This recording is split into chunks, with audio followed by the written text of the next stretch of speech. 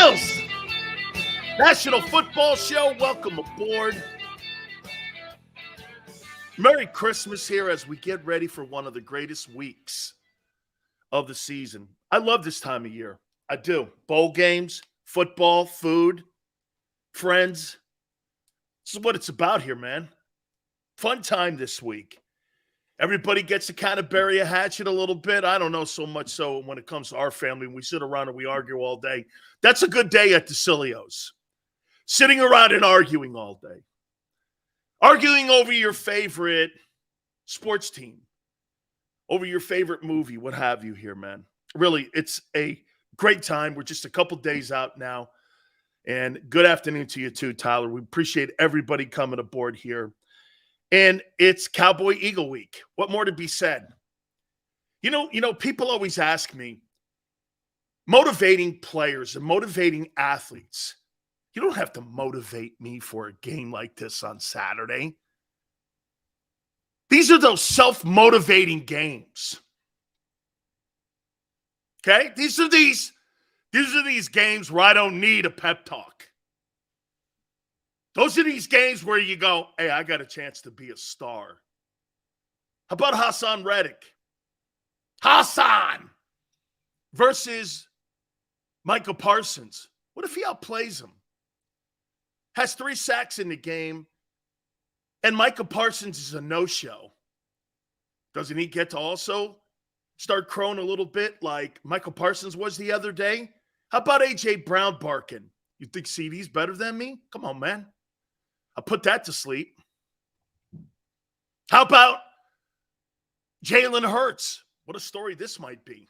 He might play. He might not play. By the way, I'd be leaning more towards telling the Cowboys and everyone else out there that Jalen's more likely to play. Why would I want you preparing for a Gardner Minshew? You don't want to make that proclamation early in the week and say, Minshew's our guy. Make them have to prepare for both. Make them have to game plan for both. Get this, too. It's 2 different game plans. Minshew's a drop back.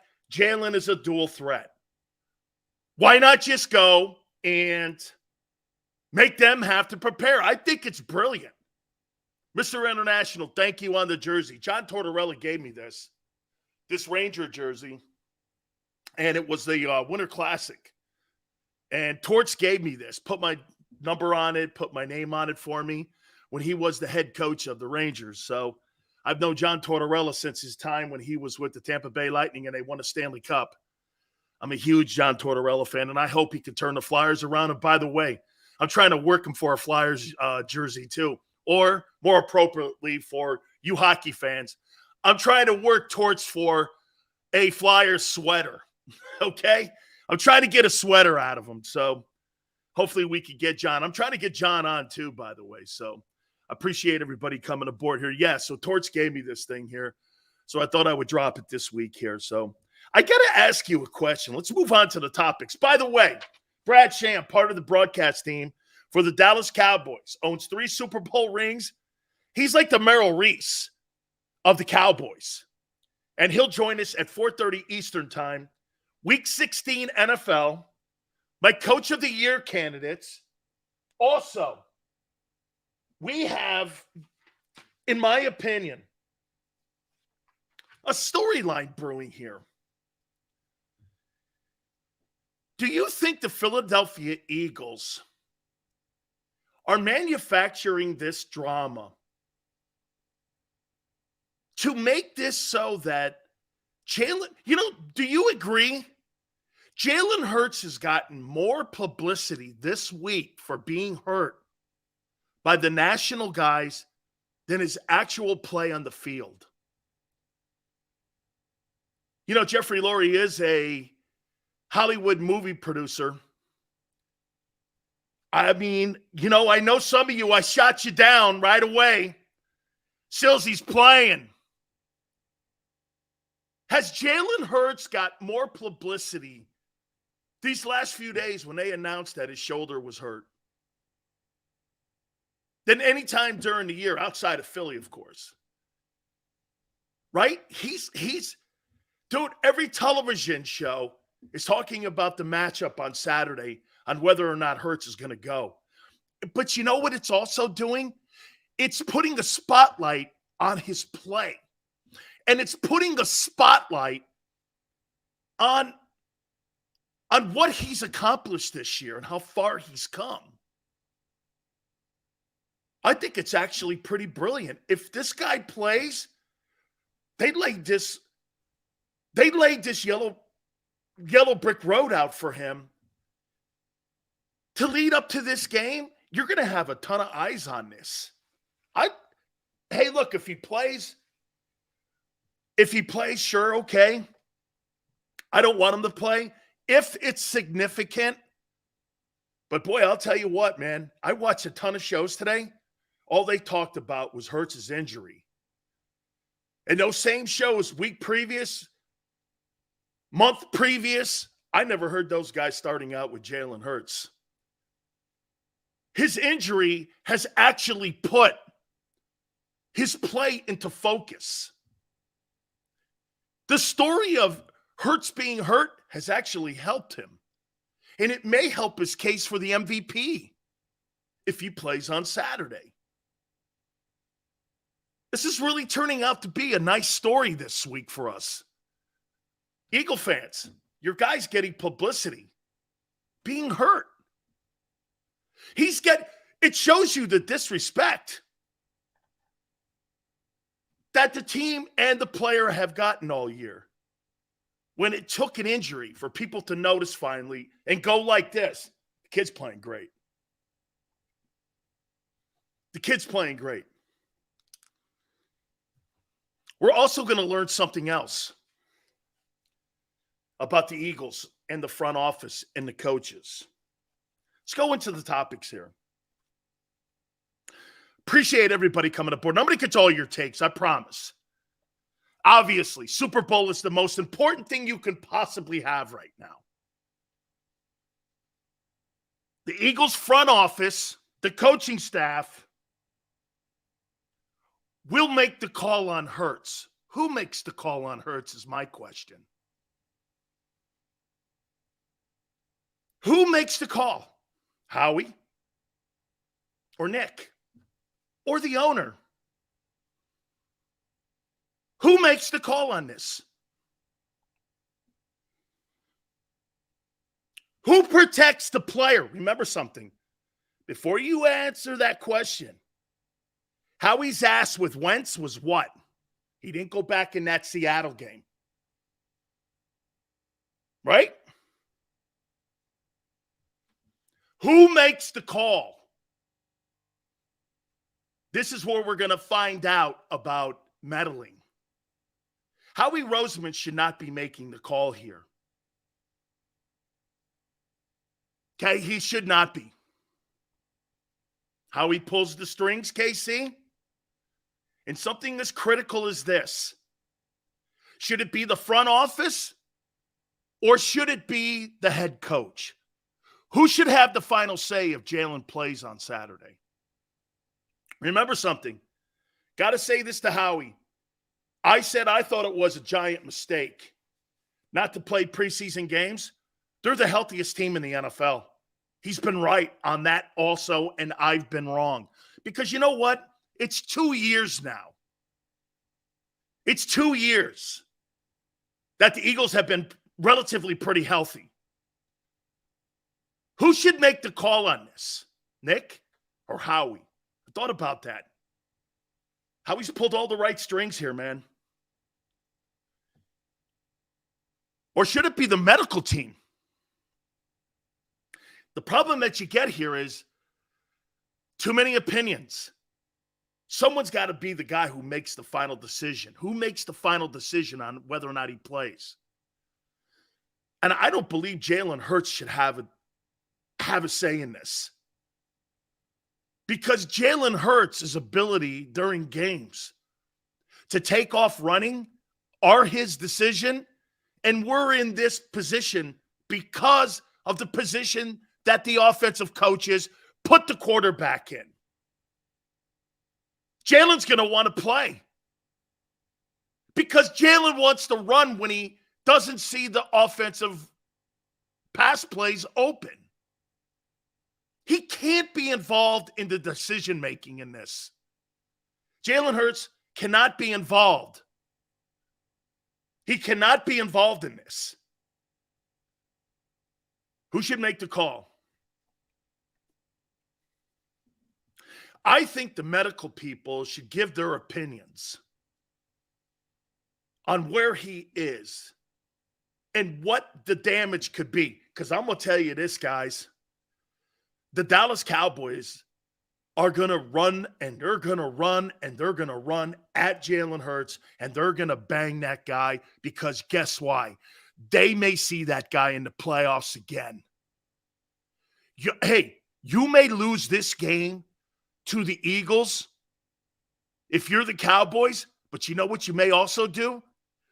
You may do some more damage to Jalen Hurts for that next game in the playoffs, the game that really matters. I think the Cowboys have come to the realization they're not winning the NFC East. But if Jalen Hurts plays, and if I were the Cowboys, I hope he plays. Because I'm going to hit him when he takes off running. I'm going to hit him late, and I'm going to hit him cheap, and I'm going to do everything I can to make sure that third game, that guy is not going to be healthy. So all of you that want Jalen to play, okay, great. I think the Dallas Cowboys have a game plan of roughing that guy up. The scoreboard, what does that do for Dallas? They've got a micro chance of winning the NFC East. A micro chance. I would go after Jalen Hurts as much as I possibly could. I would hurt that guy. Seals, that's not taking cheese shops. Welcome to the league, guys. Any chance you get at a wounded animal, you try taking that guy out.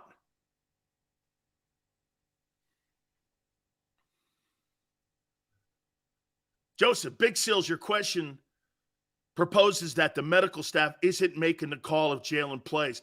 I think they're giving, Joseph, I think they're giving their opinion. I don't think medical staffs at all tell a player, unless it's a concussion, because once you're in concussion protocol, okay, that's a league format that you have to go through and procedures you have to go through to get cleared.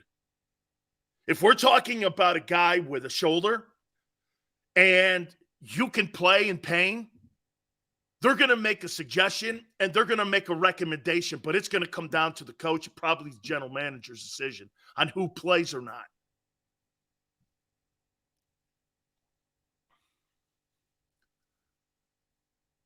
The biggest FU to the NFL and Fox Network would be the Eagles play their backups versus the Cowboys. Oh my God, would that be? That would be like when Shaq used to go back to Orlando and his Lakers used to play in Orlando. Shaq wouldn't play in Orlando because they ran some sort of stupid poll in the Orlando Sentinel that nobody wanted to pay Shaq $100 million, and he always held that against them. Every single time the Lakers would go back to Orlando, Shaq would never play. It used to be TNT games or what have you, NBC games. Shaq said, I'm not playing. He just wouldn't play, man. Okay? So, hey, I think the decision is going to come down and how he's going to make the call here. Yeah, we're not going to play him. Nick doesn't have that kind of power. Your general manager is going to make the call on whether or not your quarterback plays on Saturday. That's a problem for me. That's a problem. You don't have any true clarity in that building. When it comes to play calling situations from the Chicago game, Jalen's got more autonomy on the field than the offensive coordinator. And when it comes to Sunday or Saturday rosters, Howie makes the call. Man, you got a lot of dudes in the building. Usually that gets in the way, but we'll see. I think that guy is the Jerry Jones of GMs. Jerry's the owner / GM. He's never really been a GM. He's the owner. But Howie's like, he's like Jerry Jones, dude. He's like Jerry Jones. He loves the spotlight. He just does. He loves the spotlight. We're going to also talk about how do you put Gardner Minshew in a position to win? All right, let me throw this other topic at you here. Okay? Jerry Jones. Jerry Jones has not won a Super Bowl since Jimmy Johnson, who we had on the show yesterday. It's been his biggest failure. For the last 27 years, Jerry Jones has not been able to do the one thing that would solidify that Hall of Fame jacket that he wears. Can't win without Jimmy. He can't win without Jimmy. It's been documented, and there's the evidence. They got 3 playoff wins in the last 27 years. The Eagles have dominated the NFC East over the last 22 years. Dominated. Jerry can't win without Jimmy. Plain and simple. Jerry Jones is a brilliant NFL owner, and what he's done for the league is gold jacket worthy. As a football man, he's been a colossal failure. Football man, what have they won? Some would go like this, Sills, it's the number 1 franchise in the world when it comes to team value. Well, that's Jerry's brilliance. That's why he's a Hall of Famer. Not his football moves or his football decisions. They've been terrible. Jerry Jones has been a bad football guy. He's been a great owner, but a bad football guy because he gets in the way. He lights his team on fire, and the Dallas Chernobyls, they act up every single December, and we know what we're going to get. You know why? Because it's what I just talked about with the Eagles. Dude, there's got to be one head rooster in the hen house. And the guy in Philadelphia is in the front office. He's not a football man either. Howie Roseman's not a football man. Howie Roseman is a businessman. He's not a football man. He's not a talent evaluator. He's a businessman. That's why his strongest moves are with experienced free agents or trades. Howie's best moves have been, and he got lucky with Hurts. Remember, he drafted that guy to be a seatbelt, not the steering wheel. I don't give a shit what any of you say. Howie Roseman is a businessman. That's why I fired Doug. That's why he stands out in front of the locker room in Indianapolis, reminding people who he is and what he did this year. Okay? Switzer. Yeah, you know the first thing Switzer said with Larry Lacewell? Joseph sat down, looked at him, and said, "Where's Jimmy?" And Jerry goes like this. "Don't worry about it. Jimmy's been fired, Barry." And you know what? Barry Switzer said? "How could you two fuck this up so bad?" I'm quoting. And Barry knew it. Barry goes, "I'm just not going to do anything here. I'm not going to touch anything here. Everything's in place." Barry wasn't going to stay there long. The whole relationship with Barry Switzer and Jimmy Johnson and Jerry Jones all goes back to the 1964 Arkansas team. Jerry was the starting guard on it. Jimmy was an All-American nose guard on the national championship team, and Switzer was an assistant coach on that team. This all goes around in one circle. Larry Lacewell, all of those guys are stick as thieves.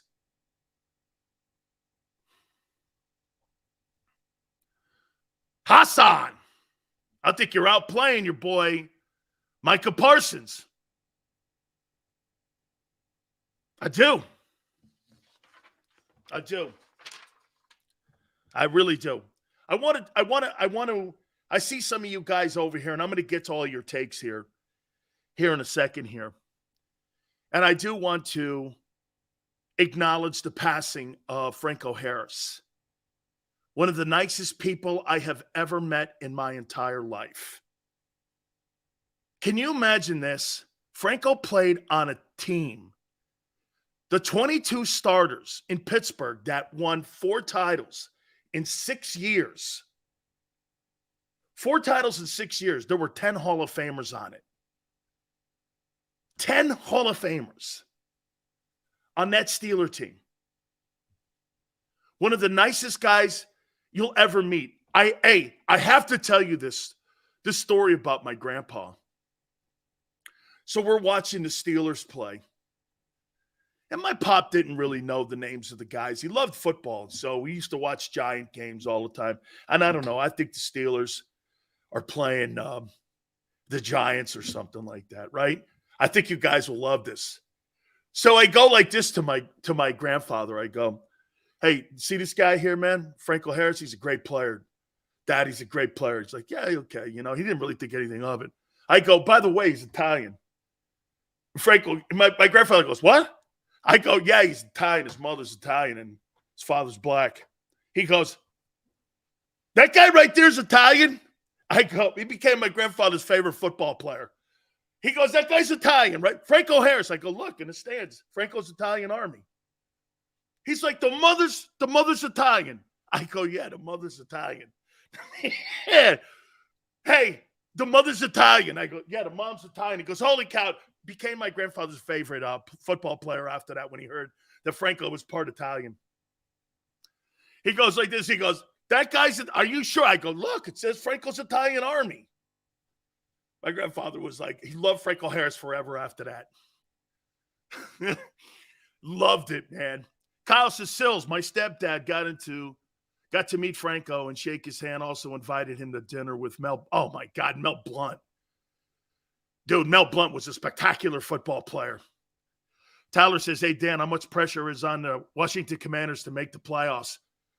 I think Ron Rivera deserves some conversation for NFL Coach of the Year.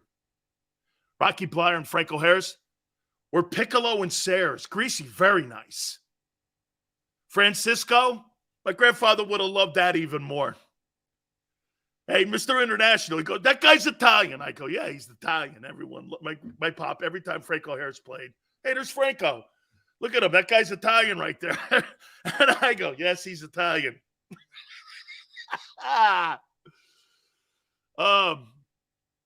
Joseph, I kind of broached it a little bit. John Tortorelli gave me this Ranger jersey. It's a Winter Classic jersey when he was coaching the Rangers. So he gave it to Big Sills, put 93 on it for me. I go out to my mailbox and I'm like, what the hell is this? It's a Winter Classic sweater that Tortorella sent me from New York with, so I got so many of these, man. People send me all kinds of shit. All kinds of, I think Lombardi, when the Kings won the cup, I think he sent me one too. Dude, yeah, man. I love Torts. Trying to get him on the program. All right. Just to finish up with Franco, the Immaculate Reception, 50 years Friday. I'll tell you a story about Al Davis. You know, I told you guys that I was hired by Al personally to cover the Raiders. And he and I, just to go over the Immaculate Reception, he goes, who do you think the officials were talking to in the dugout there at Three Rivers? I go, I don't know, the league office? They go, talking to Roselle. The referees looked over at the cops that were there in Pittsburgh and went like this. Hey, if we change this call, are you going to get us out of here? The Pittsburgh police go, no. Touchdown. Coach Madden and Coach Davis, Those guys told me every single time I met them. To the day Al died and John Madden died, they believed that that play was not a legal play. And they think that Rozelle, because there was some big beef between Rozelle and Al Davis at the time, these guys were going back and forth on relocation and all that shit. Remember, Al was the commissioner of the American Football League. And Rozelle was the NFL commissioner. Part of the deal was that Al Davis would not be the commissioner of the NFL with the merger. Al Davis got the Raiders because of that. That's how Al became owner of the Raiders. It was a compromise. Okay, he can't be commissioner. So Al Davis will get the Raiders. And that's how that happened. He became, remember, he was a coach of the Raiders. He was the AFL Coach of the Year. He was a wide receiver coach in San Diego with the Chargers. Al wasn't the owner until they merged. Then the McGrath family, I think it's called, they allowed him into, that's why he was called the general managing partner. He was the managing general partner of the Raiders. There was partners, and Al Davis had say in the Raiders. That was the compromise on the merger and getting him not to be the commissioner and fight for the commissioner's job because they wanted Rozelle, all the owners. Yeah. That's how that whole thing panned out. All right. Cowboys and Eagle Week. Also, how do you put Gardner Minshew in a position to win? Let's do this. Let's first do Gardner Minshew. Then we'll put a game plan together here with Jalen. Same thing the Cowboys have to do. Fair? Okay. How would you put Gardner Minshew in a position to beat the Cowboys on Saturday? What would be the first thing that you would want to accomplish against the Cowboys? What would be the number one thing that you want to do against the Dallas Cowboys? Me personally, I want to run the ball. Dallas Goedert's going to be back. That's going to improve your run game on setting the edges. Micah Parsons has to deal with Dallas Goedert now. I thought the other tight ends, by the way, I think the tight ends, I think they did an admirable job. I really did. I think they did a very, very solid job without Goedert being out there. Couple holding penalties. There were some problems with that. Still, I thought they did a nice job. Okay? Establish Sanders, please. This is for Minshew now. Establish that. Why would you want to establish that? Because I want to keep Gardner Minshew in this game against the Cowboys on Saturday night in third and short all night long. You got to win first and second down. If you're Philly, you've got to win first and second down. And I think you can. The Dallas Cowboys' hole in their defense is in the D-line. They're spotty in the secondary, but they're worse in the D-line. Establish that. You see, the egos of the offensive coaches in Philly, these guys get ahead. These guys, you've got to actually coach this game. You've got to actually coach this game here. You've got to put a solid game plan together. Know your enemy. Know your enemy here, man.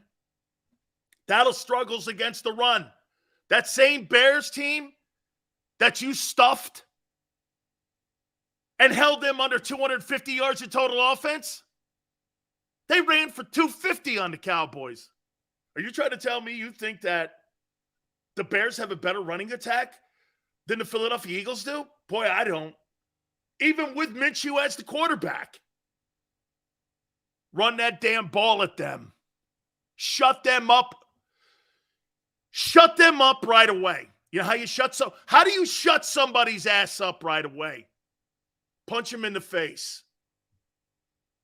Punch him in the face. Punch him in the face.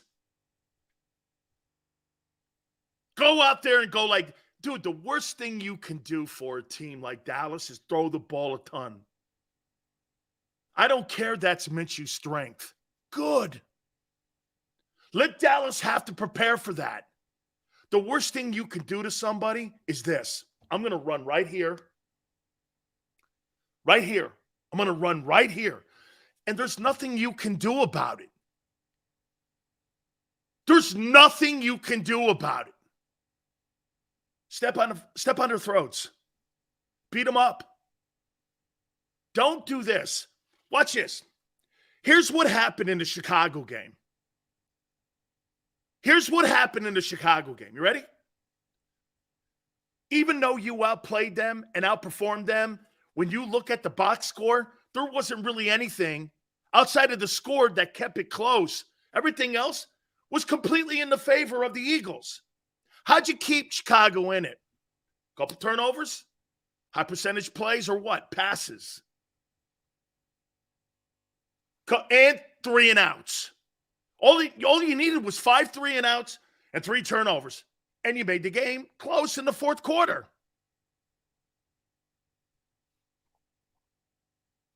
No turnovers. Run the ball. Hey, in a game like this is going to be a fourth quarter football game. If Jalen doesn't play, we'll talk if Jalen does play.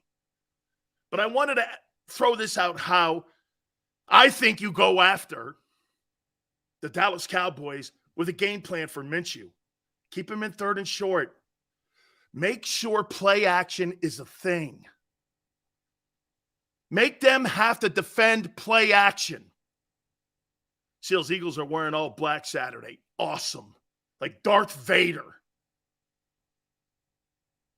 Okay, I love that. Like Darth Vader, all black. Come on.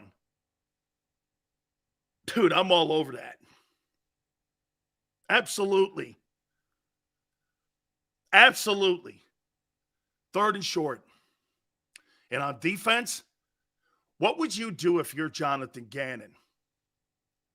What would you do if you're Jonathan Gannon and you're the Eagle defensive players playing against that Cowboy defense? What would you guys want to try to establish right away? Who do you not want to beat you on that Cowboy offense? What player do you not want to beat you? Okay? What player? What player do you not want the Cowboys to beat you? CD says Ron. Pollard.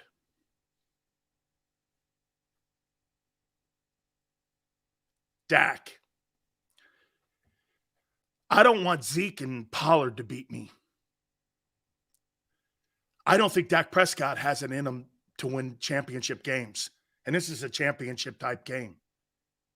You know, guys, I'm going to say this to you here. You know my convictions and some of the takes I've had on Jalen. Well, here's what I'm going to tell you, in my opinion, about Dak Prescott. I don't think Dak Prescott has a championship gene. I don't think when I look at Dak Prescott, I don't see a champion. When I look at Dak Prescott, I don't see a guy in clutch situations that can win. And I'm going to say something here that you guys are probably not going to like. When I see Dak Prescott, I see Donovan McNabb.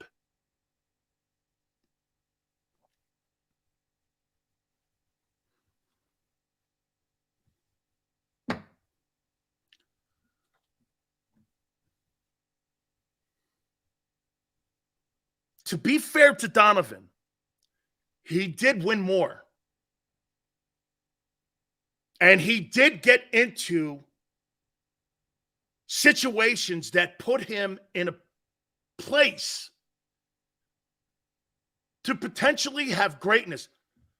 Donovan McNabb missed greatness by a sliver. Dak hasn't got to that level, but when I see Dak Prescott, I see McNabb. Guys kind of throw the ball the same. They kind of run the same. Donovan, the fairness here, I think Donovan has one more. But I see the same guy.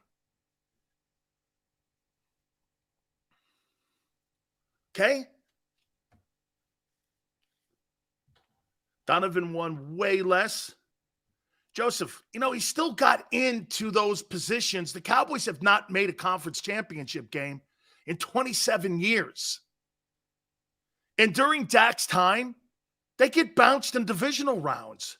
Look, I do think the Des Bryant Green Bay game, I think they got jobbed in that one. I thought they should have went to a conference title game there. But when I see Dak Prescott, I got it, Fly, and I just said that. Okay?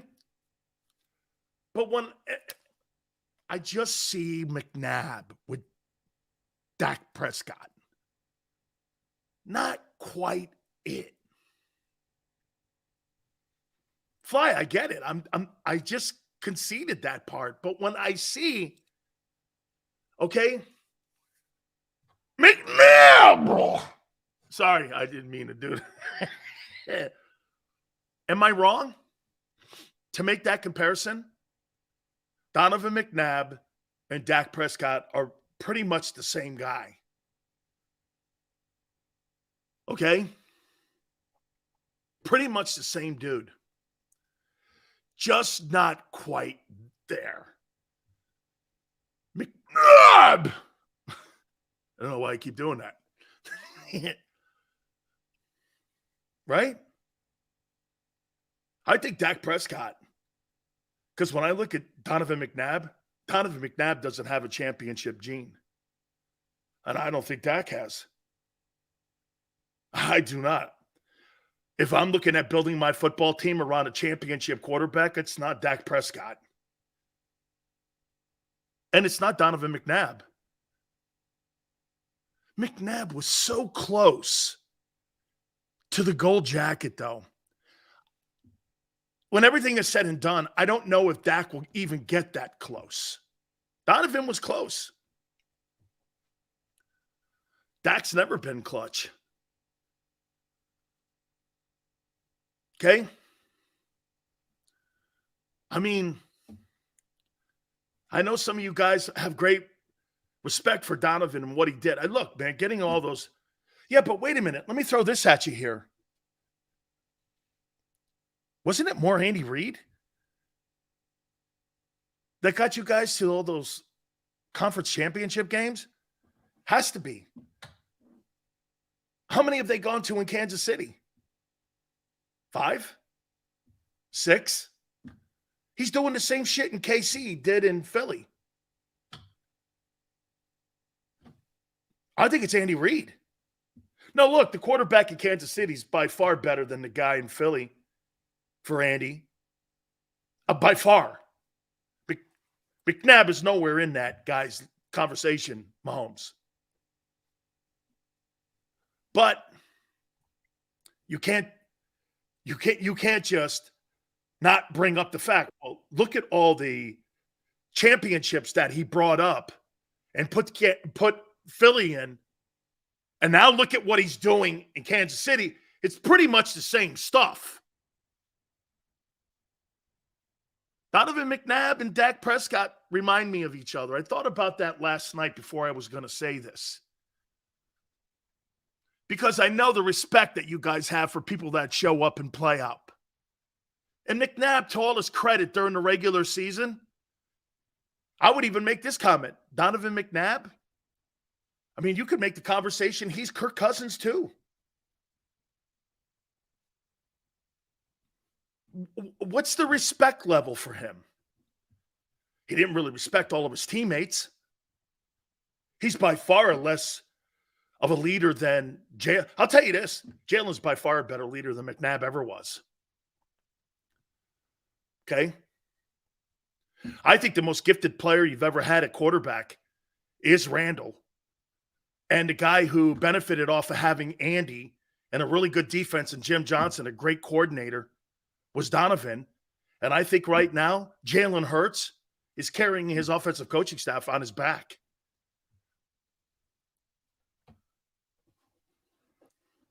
I do. Okay? Xander's like, Hurts and McNabb not even comparable on leadership roles. Completely true. I always thought McNabb should have been the better guy. Look at how Brady handled Antonio Brown or any troubled guy like Aaron Hernandez. Those guys could talk all the shit they wanted on anybody. And Brady sat and took it, didn't say anything for the betterment of the player, because you know why? Brady knew those guys were too emotional to say anything back publicly on. Brady was a people person.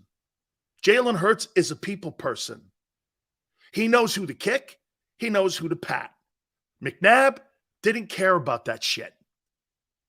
I think Dak's a better leader than Donovan. I think he's a better leader because there's more respect in the league for him and more people like him. McNabb was a horrible leader and a horrible big game guy. He never stepped up. You know, that's yet to be determined also on Jalen Hurts. We haven't seen Jalen in a big game yet. Fly goes, Antonio's still talking shit on Brady. Yeah, you don't hear Brady say anything. Because you know why? The less Brady says, the more of a fool Antonio Brown looks. That's what a leader does. He doesn't go out saying D-Jax doesn't deserve being a dual all-pro or pro bowler. Nobody says that shit but a donkey and a guy who's jealous. McNabb was so petty. That's why when you're looking, you know why? I get why everybody in Philly loves this kid. Because you had one of the biggest tool bags as a quarterback in the history of the league in McNabb. And you had one of the biggest babies of all time in Wentz. Wentz liked half the room instead of all the room. Jalen's one of those Brady kind of guys. Love all 53 guys in the place because you're going to need somewhere. Look at Gardner Minshew this week. Sometime or another, when you're in a 53-man locker room, your day's coming, your time's coming, you need to be ready.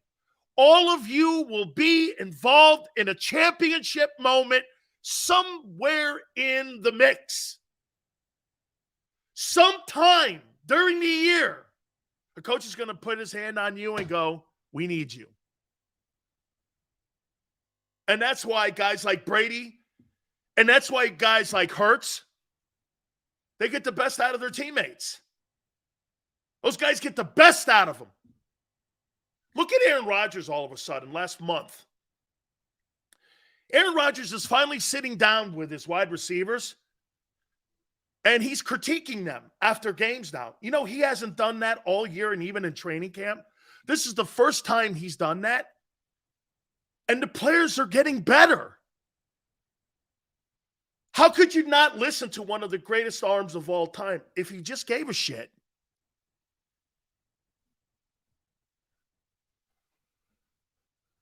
McNabb, I mean, he's Dak Prescott. I have a lot of respect for Dak and how he carries himself and how people around the league like him. But as a productive player, I think he puts up great empty calorie stats during the year. But when it comes time to living up to the $45 million contract he has, I think he fails miserably.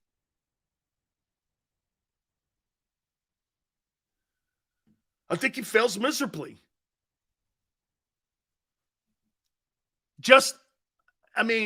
That's when I was thinking this last night.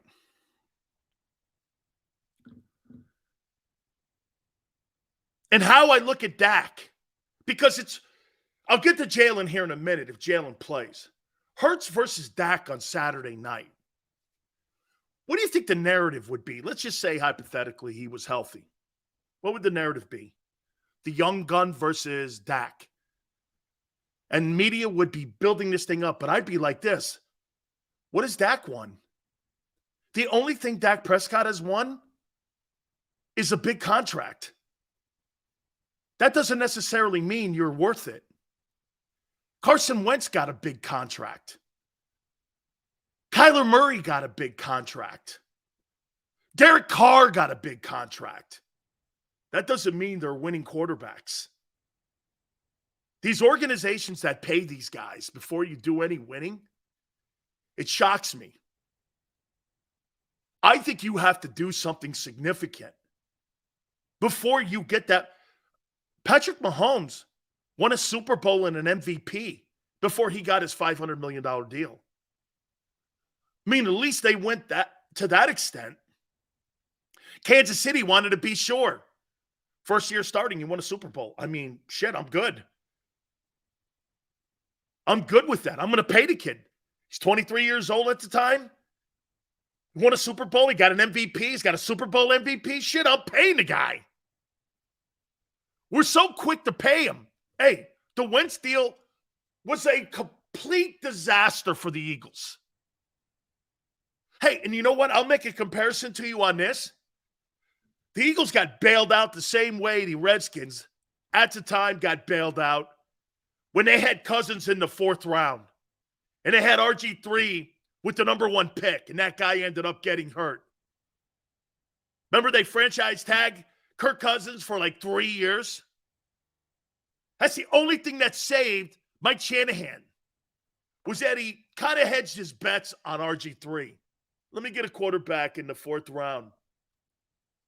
Right? And by the way, for the record, wasn't Donovan McNabb absolutely horrible in like 3 or 4 of those NFC title games? Didn't he shit the bed in like 3 of them? Every time he got into a situation like that, I mean, it looked like he shit the bed. Wentz took them to the Super Bowl. If it not had been for Wentz, the baton wouldn't have passed. By the way, you know what today is? Do you guys know what today is?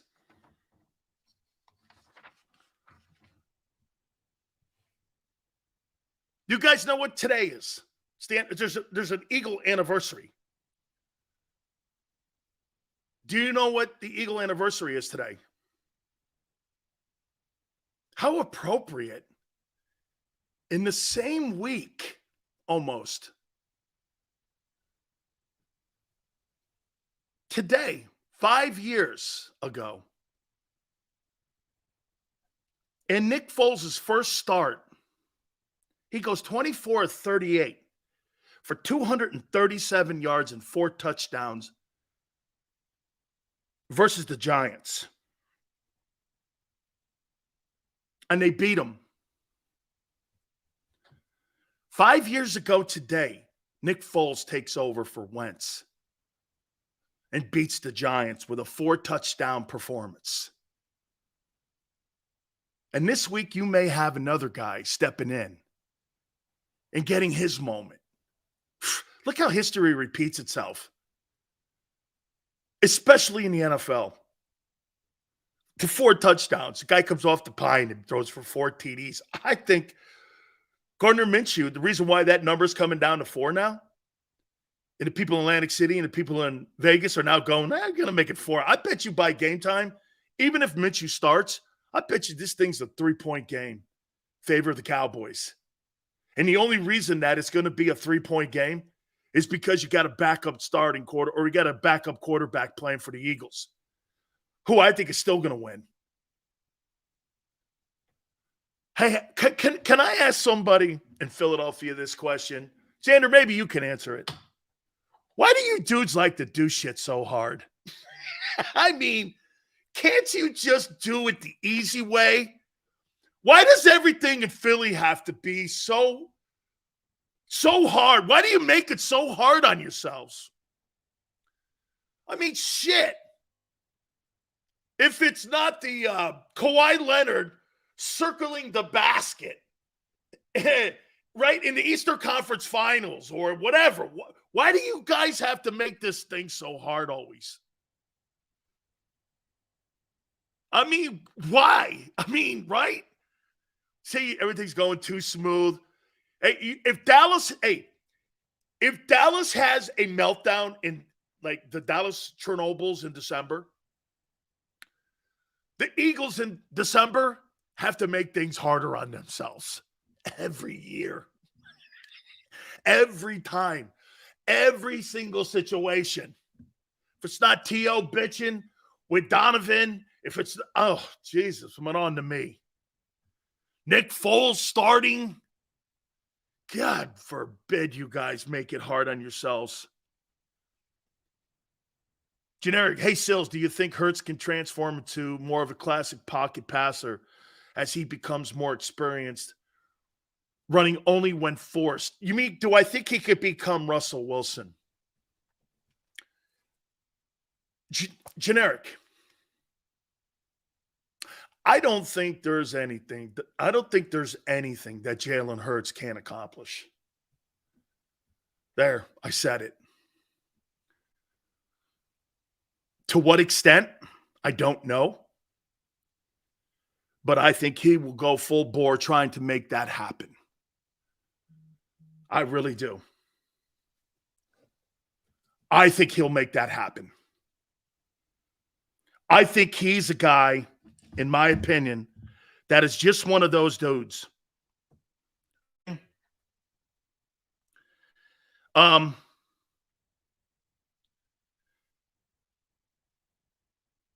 He's just one of those guys that'll work his ass off.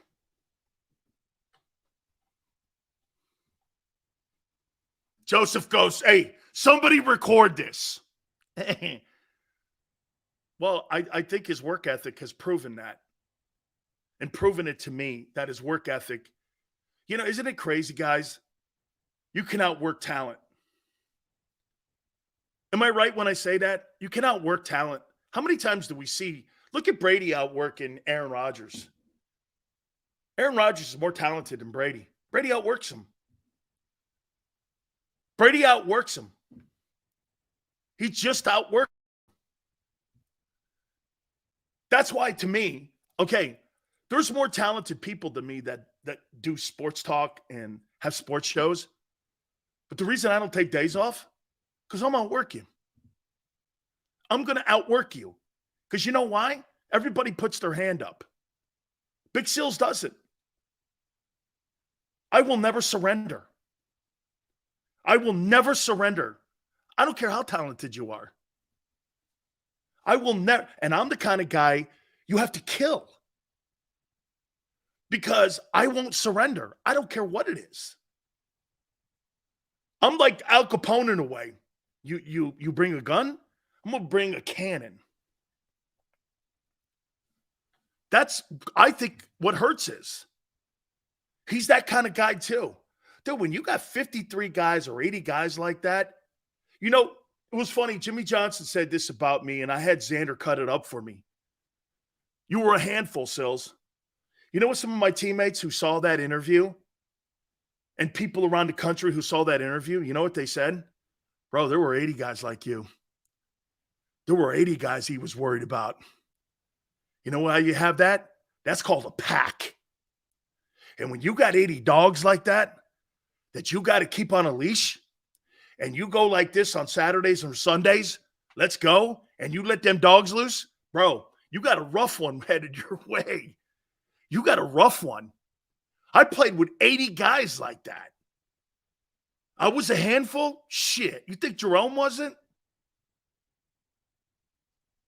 I like that mentality. I like having a whole locker room like that. All the guys are on leashes. I dig that kind of locker room. Very difficult to coach because you don't know what's going to happen with these guys.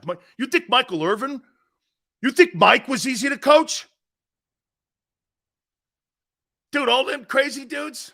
Shit.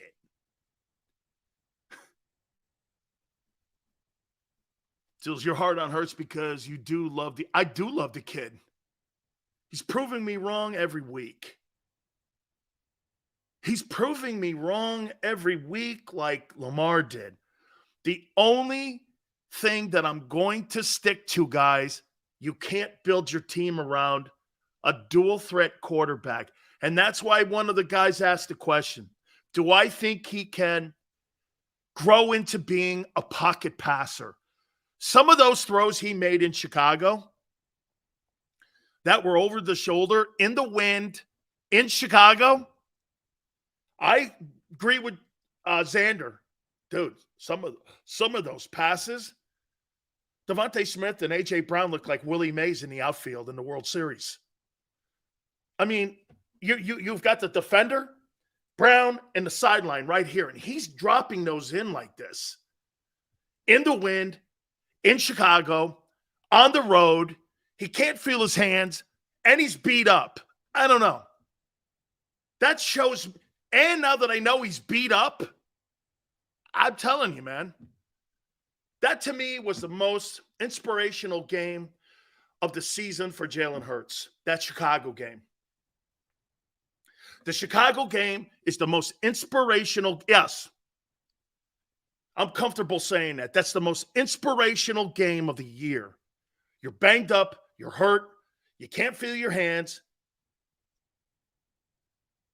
And you got to go on the road and win a game against a team that's going to come after you. And they did come after him. Okay? Most inspirational game.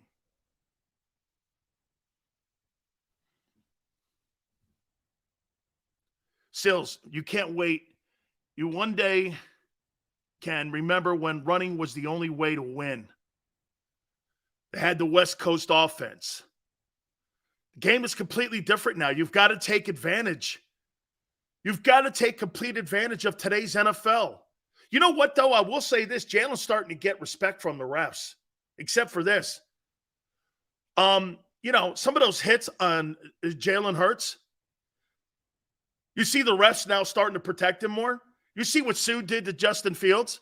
Slapped him upside the head. Sue's a dirty player. That's okay. I'm not bitching at him. He slapped him in the helmet. That should have been a 15-yard penalty. That's what I'm talking about, protecting the running quarterbacks. That shit doesn't last. You cannot build a championship team for a long period of time around a dual threat guy who runs as much as Jalen Hurts does. You can't. He's smarter. Yes. He's getting better passing. Yes. All of that is true. Okay? All of that is true. Completely true. Yale goes, what jersey's that? Alternate Rangers? Told you, man, it's Winter Classic. I love the fact Torts gave me this, man. John Tortorella is awesome to me. He's one of my favorite people. He's not for everyone, though. Hey, he's not for everyone. By the way, top of the hour, NFL Coach of the Year candidates. I have a vote. I think it's going to be pretty interesting to see. And the guys, and I get this. This list is completely upside down now. Also, Week 16, and Brad Sham, the legendary voice of the Dallas Cowboys, will get the opponent's view on how he thinks the Cowboys have played this season. Cowboys are 10-4, right? I don't know, man. It's been spotty. They've looked good like they did against Minnesota. And then you have a football team put 500 yards on you this past weekend in Jacksonville. I don't know. I think it's too inconsistent. Micah Parsons, Peter, has not outplayed the last 7 weeks Hassan Reddick. He has not. Okay? He has not. Jess says, Sills, you think the Eagles re-sign Bradbury or CJ? It's going to be a heavy price tag for both guys. CJ makes $836,000 base salary. Dude, he's going to go on the open market and get $12 million. And Bradbury's playing at a Pro Bowl level right now. He's going to be $14 million. You got $30 million decision to make in those two guys. $32 million decision. Now, do I think they're going to get max money at cornerback? No, but they're going to make north of $10 million. They're going to make north of $10 million. Reddick is better than Parsons? I don't think so, because Parsons can do more. But Reddick's turning out to be a better pass rusher. And that's what he's paid for. Hassan Reddick is not paid to cover tight ends. He's paid to get after a quarterback, and he's effectively doing it. He is. It just blows my mind. See, how about this? What makes this even crazier, Xander, everyone? So how come Arizona and Carolina would let a guy like that walk out? What Hassan Reddick has done? I had a question. Third team, 3 years. My question now goes like this. Wow, you talk about the shitty coaching in Arizona and in Carolina, and you couldn't figure it out? Wow, that's on them. They look dumb now. This guy's got, 12 sacks? I don't know. All I could do is go by observations here. So 2 teams let him walk. And this guy walks into Philly and now becomes the first guy in NFL history to have double-digit sack years on 3 different teams when Jadeveon Clowney's never had double-digit sack year in his entire career. And you're trying to tell me Clowney's better? I don't see it. I don't see it. All right, hour number 2 coming up. NFL Coach of the Year. Also, at bottom of the hour, Brad Sham, voice of the Dallas Cowboys, will join us. We'll get his perspective on, and one thing about Brad, he's like the Merrill Reese of the Cowboys. Brad's going to tell you the way it is. He's not one of those guys. He's going to tell you, I'm going to go, hey, man, why are the Cowboys 10-4? How do you think they've played so far? We'll get his thoughts. That'll be 4:30 Eastern time. Hit the like button. Keep it here on the National Football Show. When it comes to the fight against insurance companies, large corporations, and the healthcare industry, injured victims are always the underdog. But that doesn't worry us. At Messa & Associates, we're an injury law firm from Philadelphia, and we come to fight. Our clients know that they've got representation with a chip on its shoulder, and it's the same chip that makes Philly the toughest city in the country. Call 215-568-3500 or visit us online at messalaw.com. Messa & Associates, the toughest injury firm in Philadelphia. Post-game show with Seth Joyner. I knew that they had a running game. Derek Gunn. He has put in the effort. Devin Caney. Had we not won the Super Bowl, what would we be saying? And Mike Missinelli. Well, you know who Philly is. Post-game, now streaming on the 6ABC family of apps.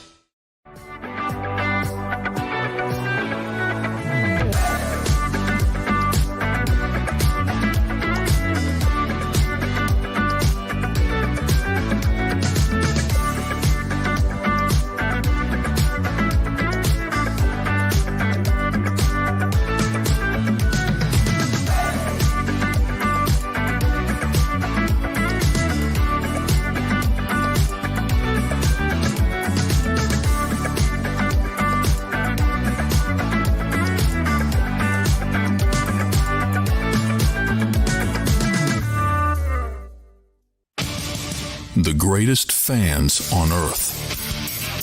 It's a bold statement, but would you expect anything less from Philadelphia?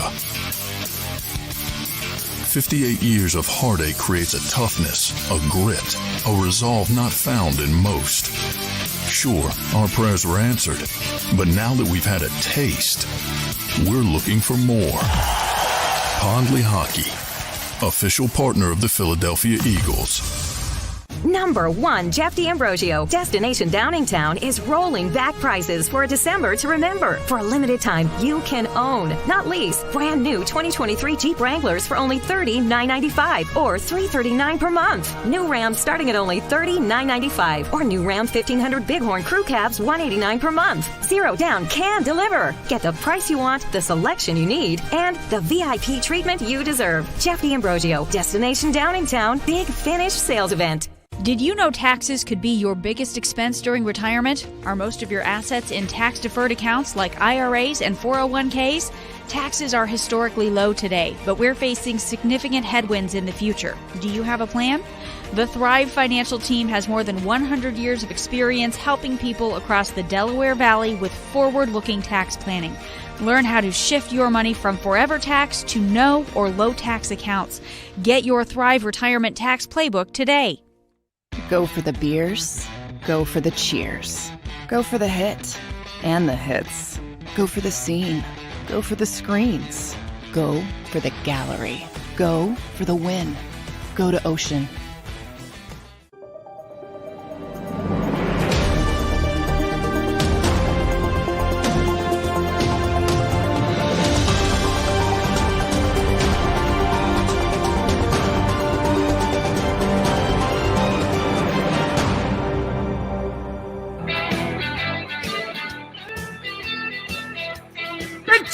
National Football Show, hour number 2, bottom of the hour. We'll talk to Brad Sham, the voice of the Dallas Cowboys.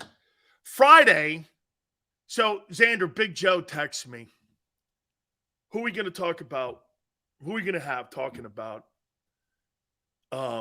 Franco? And it's the 50th anniversary. Big Joe, I know the signature shows talked about it, but on Friday, Rocky Bleier is going to join us, who was in the backfield and a dear friend of mine. By the way, Rocky Bleier has been on our program before.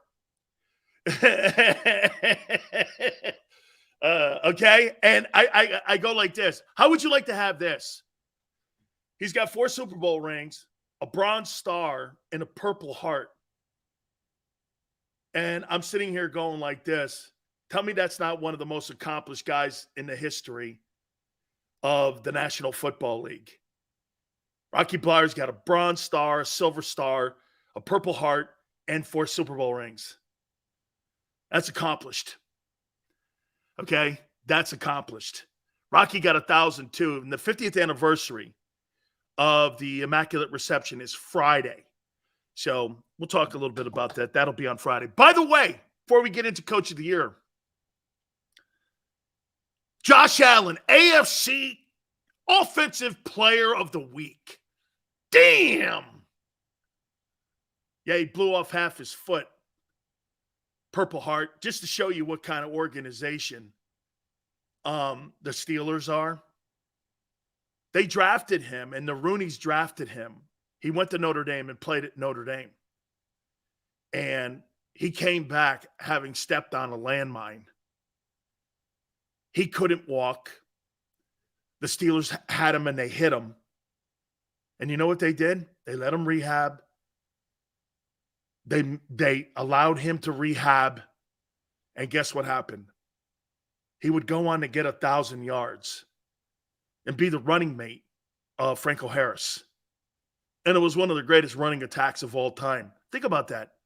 The Steelers had a Hall of Fame running back in Franco, 1,000-yard runner and Rocky. Both wide receivers are in the Hall of Fame. The quarterback's in the Hall of Fame. The center's in the Hall of Fame.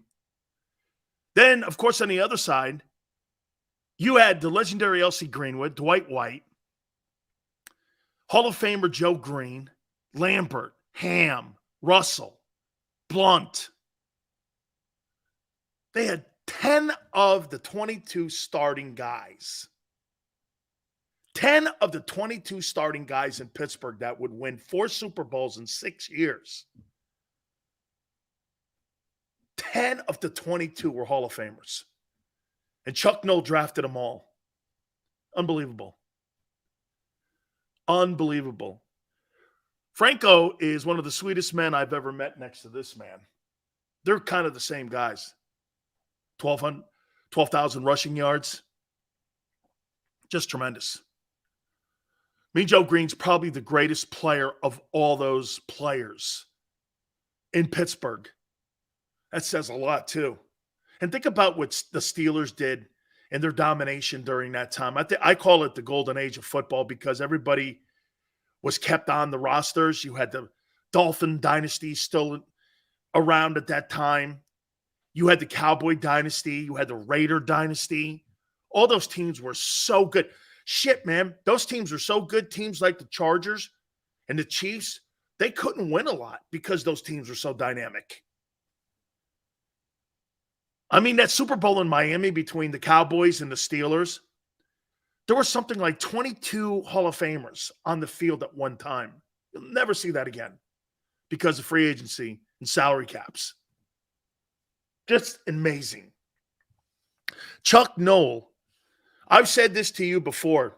The Pittsburgh Steelers have the greatest statistic of all time. Do you know what that is? Since January 17th of 1969, the Pittsburgh Steelers have had 3 coaches. 3. There's been more popes and presidents than head coaches in Pittsburgh. Stability. The Steelers are the gold standard of how you run a franchise. They're the gold standard. You know why? Knee-jerk reactions don't win. Pouring cement, like Mr. Rooney used to say. Pouring the cement, that's what builds foundations. I mean, think of that. January 17th is when Chuck Noll was hired. They've had 3 head football coaches in that span. We had a guy on the moon. The first time America put a guy on the moon, Noll was hired. The Mets were world champions. Namath had just won the Super Bowl. Rooney hired Noll and Steeler dynasty. You imagine drafting, and in a draft you had Lambert, Green, and Blunt. I don't know, man. I mean, Chuck Noll, man, doesn't get enough credit for being a dynasty. Dude, you could tell me all you want about Bill Belichick and how great he is great. Chuck Noll drafted Hall of Famers. He didn't make trades for him. He drafted them, developed them, turned them into stars. Noll was an absolutely spectacular talent evaluator as a head coach. Unbelievable run. And Franco played for Coach Paterno. They had Lydell Mitchell at Penn State. Dude, I heard Rob talking earlier today, and Cappelletti was in the back. You imagine that? You had John Cappelletti. You had Lydell Mitchell, who went on to have a fabulous career in Baltimore with the Colts. And you had Franco. Franco, if you've ever met him, dude, he's a big man. He's a big dude. And he was fast as hell. Purple People Eaters too, yeah. Minnesota had a great run. Absolutely. Staubach was spectacular. Brad, you know what? Hey, you know that dopey-ass guy that you watch on Sundays on the NFL on Fox? Terry Bradshaw. You want to hear something really out of your mind that you don't believe, which is incredible. Terry Bradshaw called all the offensive plays. He was the offensive coordinator. Roger Staubach didn't have any influence at all in the play calling. That was all Landry. And what really always got me about Landry was a defensive guy. I never got the play calling thing with him. I think that's why they didn't win as much. Yeah, Bradshaw called all the plays. It was up to him. Noll wanted the quarterback to make the calls in the huddle. All right, we're doing this. That's what makes Terry Bradshaw. When you hear Terry Bradshaw talking about football on Sundays, though Bradshaw was the offensive coordinator and the Hall of Fame quarterback on arguably the greatest dynasty over a short period of time, I would say this to you.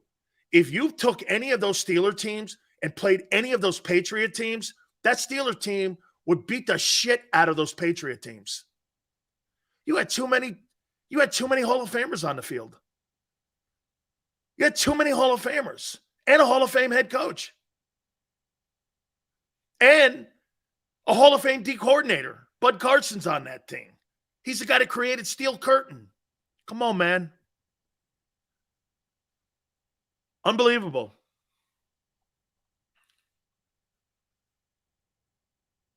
I can't believe how good that run was. The best. Those teams were the best teams in the NFL. Those Patriot teams, Brady completely was the guy. He was completely the guy there. And we see that now. All right.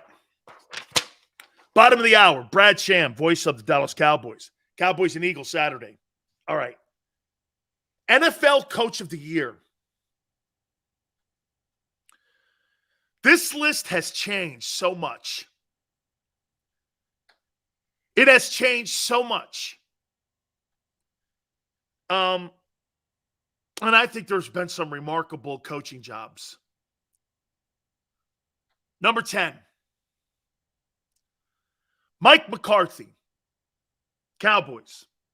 Hey, after they lost Dak Prescott, they still were able to keep the thing afloat and put himself in a position to do things in the postseason. I think Mike McCarthy's actually done a pretty good job this year. And by the way, you always have to remember, you got Jerry Jones on your shoulder. GT, what was the bet? I forget. Remind me. Number 9. I got Andy Reid. Lose Tyreek Hill, your offense doesn't lose a beat. Doesn't lose a beat. Andy's such a great coach. Hey, tell me this. Tell me this. Why was Andy Reid fired again in Philadelphia? Why was he fired in Philly? Why was Andy Reid fired?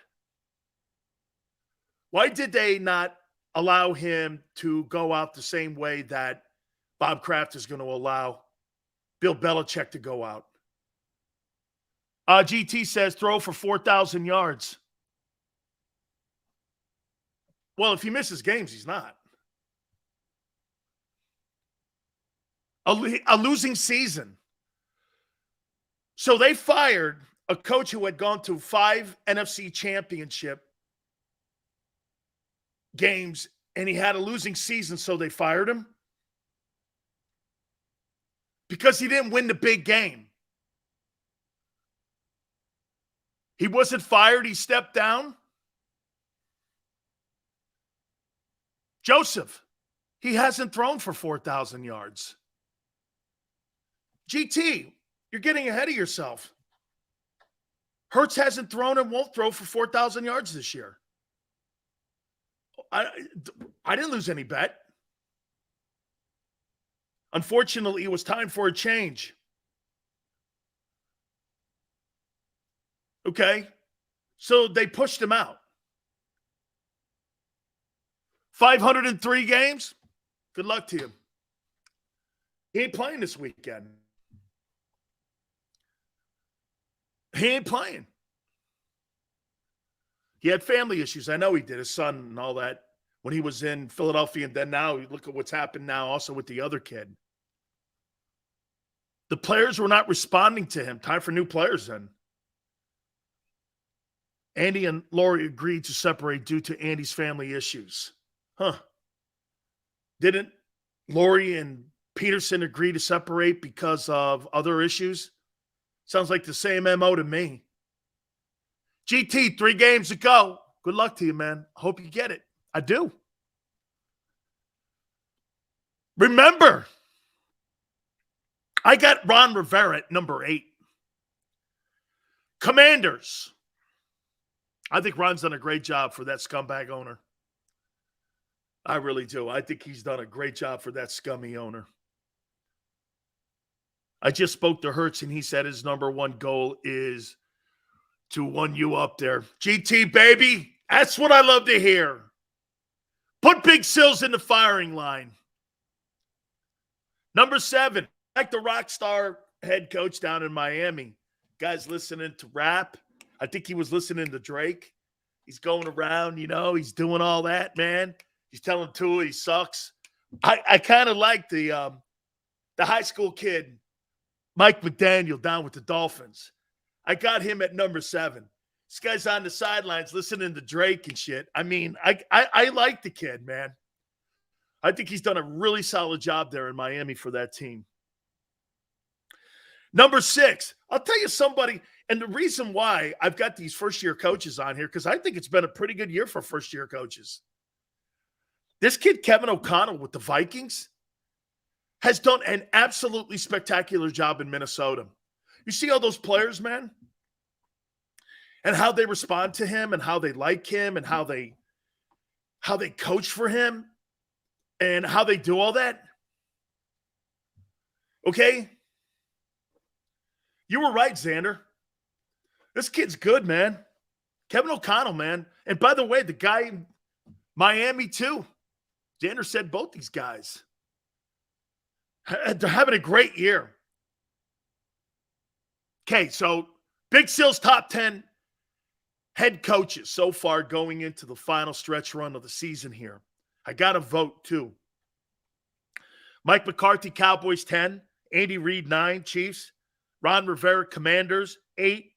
Mike McDaniel, Dolphins, 7.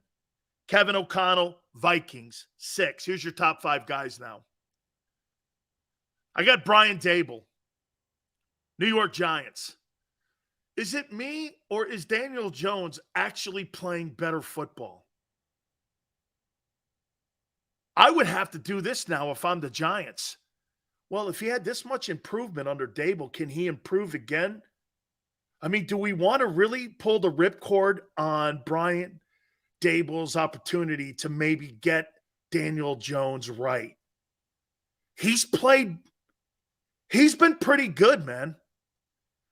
I wouldn't. He's had NFC Player of the Week awards. I mean, I think Daniel Jones has played well, and I think that's due to great coaching. And we see some spotty play from Josh Allen since Daboll's not been up there. I like Ken. You know how much my relationship is with Ken Dorsey. I love the kid. But Dines Jones, man, I mean, I don't know. Again, I would probably still move off him. But Brian Daboll's done a great job with them. I mean, they're a couple games away now from making the playoffs. Who would have thought the New York Giants, with that shitty offense, what they averaged last year, 15, 17 points last year, that they would be in a position for a playoff? Again, too, Ron Rivera's got the Commanders in a position for the playoffs. How about this one? Number 4, and rapidly moving. I got Doug Peterson with the Jaguars. So if they win, am I right when I say this? If they win on Thursday night against the Jets, and I think they will, that means they're 7-8. What if he gets that team into the playoffs? Remember what my prediction was about Trevor Lawrence at the beginning of the year? My prediction was that Doug Peterson was going to make Trevor Lawrence a Pro Bowl quarterback. He's sure playing like it. What if Doug gets that team to the playoffs? Are you rooting for him? I know I am.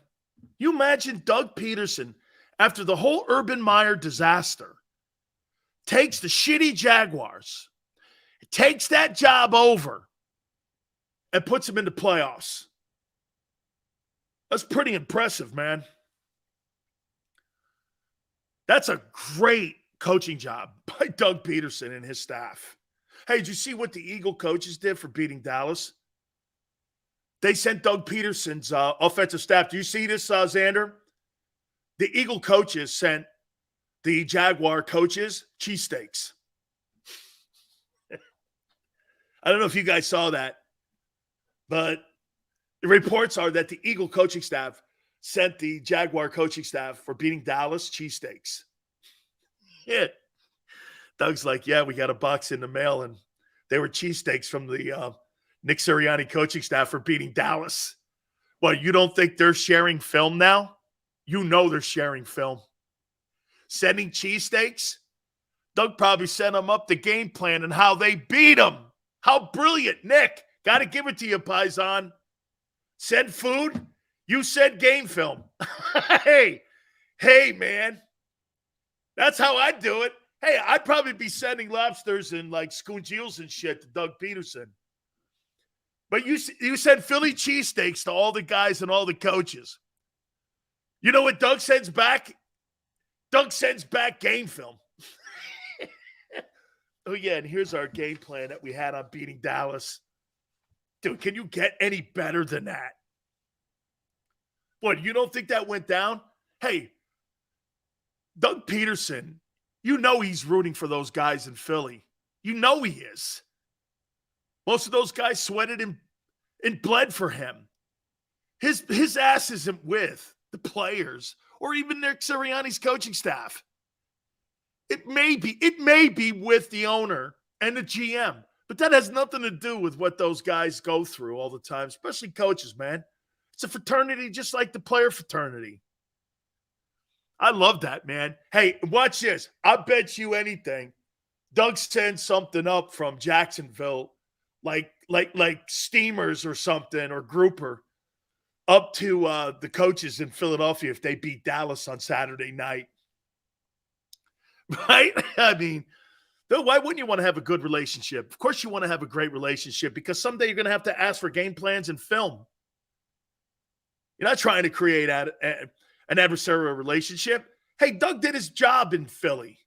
Now Doug's been hired to do a job in Jacksonville, and he's doing it. I got Kyle Shanahan number 3 on my list for NFL Coach of the Year. His third quarterback, Brock Purdy? Really? Okay. And he's built the hell. Dude, to me, the team that I'm more concerned about if I'm the Philadelphia Eagles is not the Dallas Cowboys. It's the 49ers because they resemble each other. And how about this? If Gardner Minshew has to play, say Jalen can't play in the playoffs, you'd have Minshew versus Brock Purdy. That's a coin flip game. The only reason you favor the Eagles is because they're at home. Be thinking about that when you want to decide to play Jalen Hurts on Saturday versus the Cowboys. I got Dan Campbell, number 2. That team was 1-6. 1-6. They're 7-7 now. I think personally, the Detroit Lions have been the best team the Eagles have played all year. That's the best team they've played. The quarterback's playing his ass off.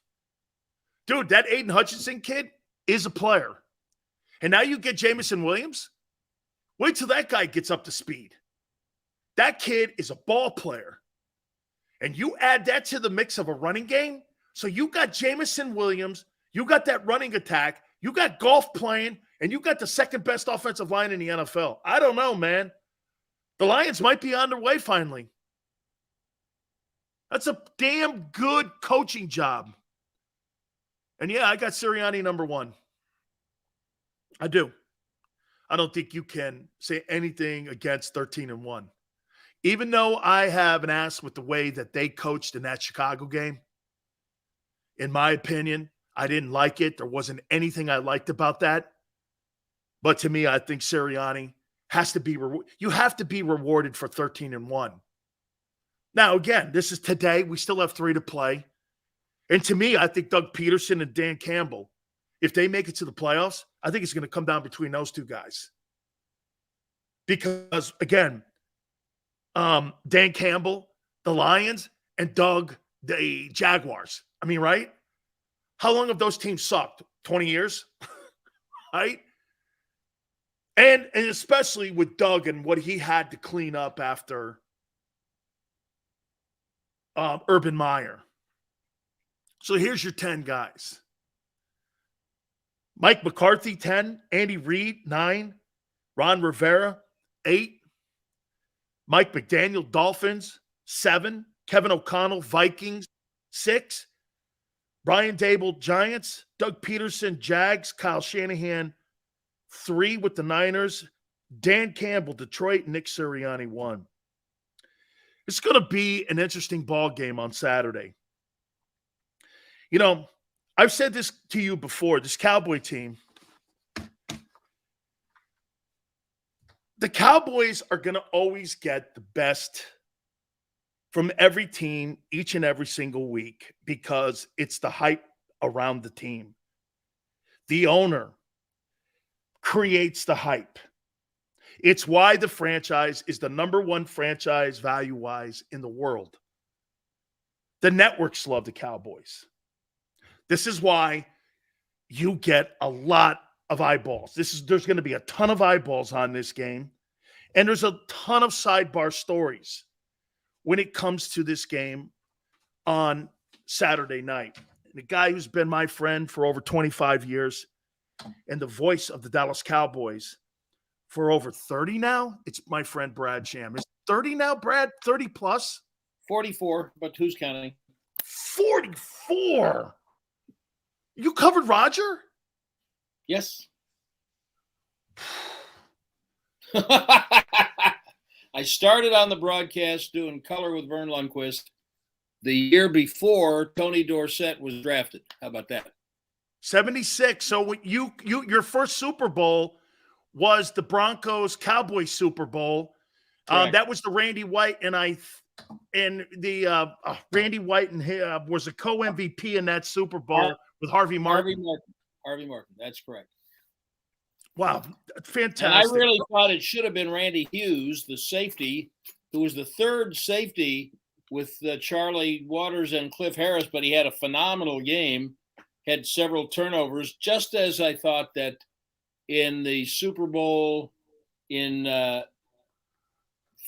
January, I guess it would have been of 94 after the 93 season in Atlanta, the second of their back-to-back.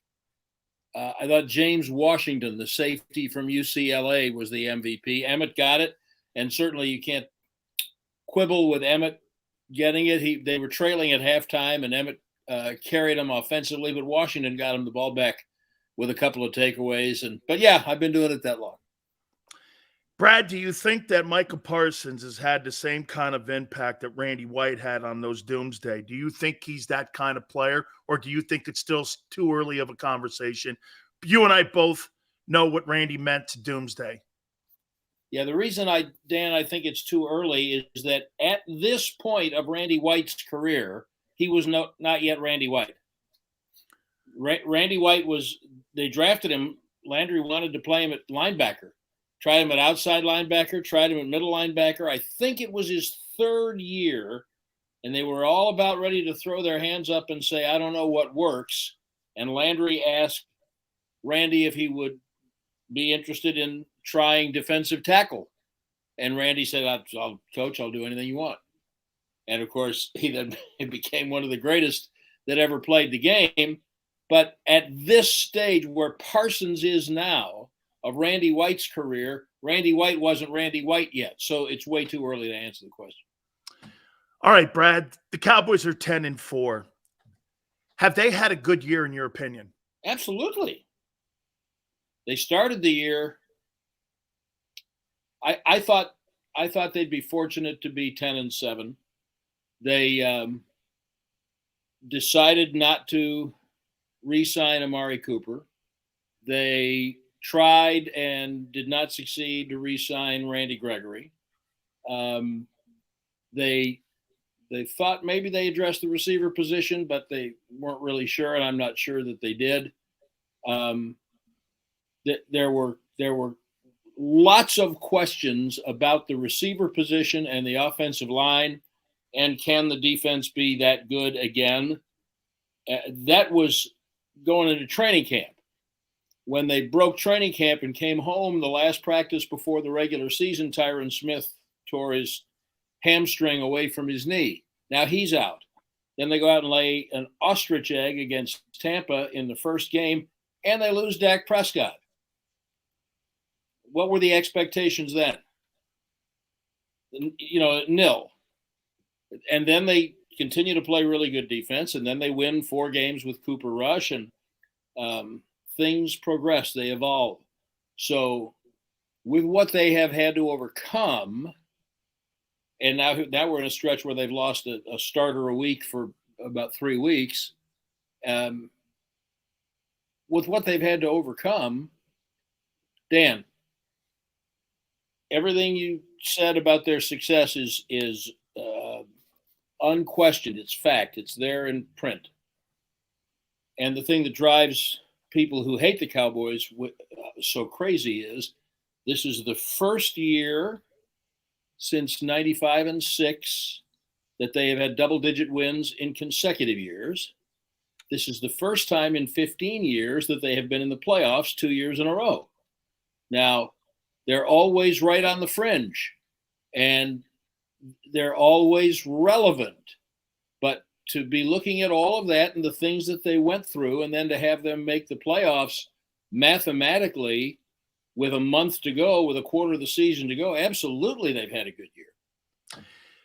Brad, help me out on this one here. You've covered all these great players all the years for the Cowboys. And I've said this about Dak, and I said it in the first hour.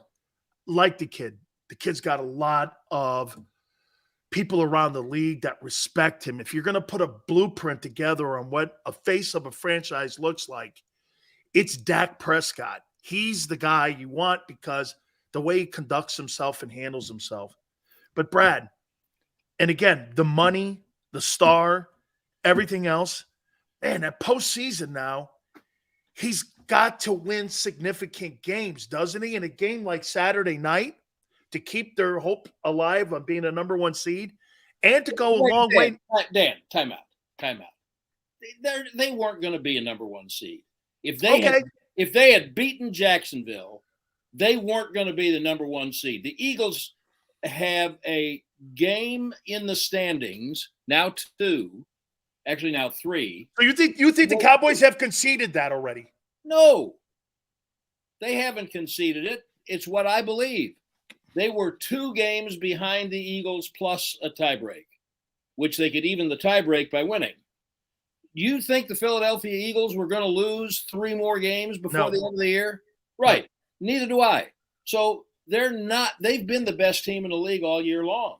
So Dallas, in their minds, if they should be thinking that they're trying to catch the Eagles and win the division, yes.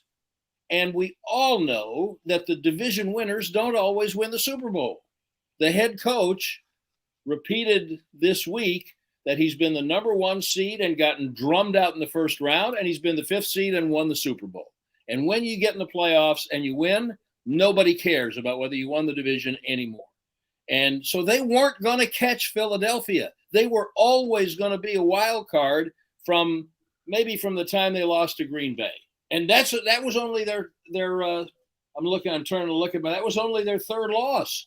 I mean, the Eagles have just had such a good year that they've given no one else, Minnesota, San Francisco, no one else has had a margin for error to get to the number 1 seed. That's not anybody's fault. That's the Eagles doing well. So put that away. This game is not a playoff game. This game Saturday afternoon, it's not to get into the playoffs. It's not to win the division. There's a lot you want to do. You've lost to them already. You're probably going to have to play them again if you can be successful. You want to prove that you can play with them and play well. But this game is not a playoff game, nor is it a game to get into the playoffs. These teams are both in the playoffs. And I'll promise you, there are a lot of players who coaches will be cautious on whether they play them, that they would have perhaps a different feeling on both teams, that they would have a little different treatment of it if it was a playoff game. There will be things schematically in offenses and defenses that they don't want to show. They don't want to play their full hand. They're probably going to play them again in 3-4 weeks. So let's let it be what it is, an entertaining football game between 2 good teams, one having a good year and one having a phenomenal year. But that's all it is. It's not more than that. Do the Cowboys need Odell Beckham Jr.? No, not as we know what he is now. If he's not ready to play, why do they need him?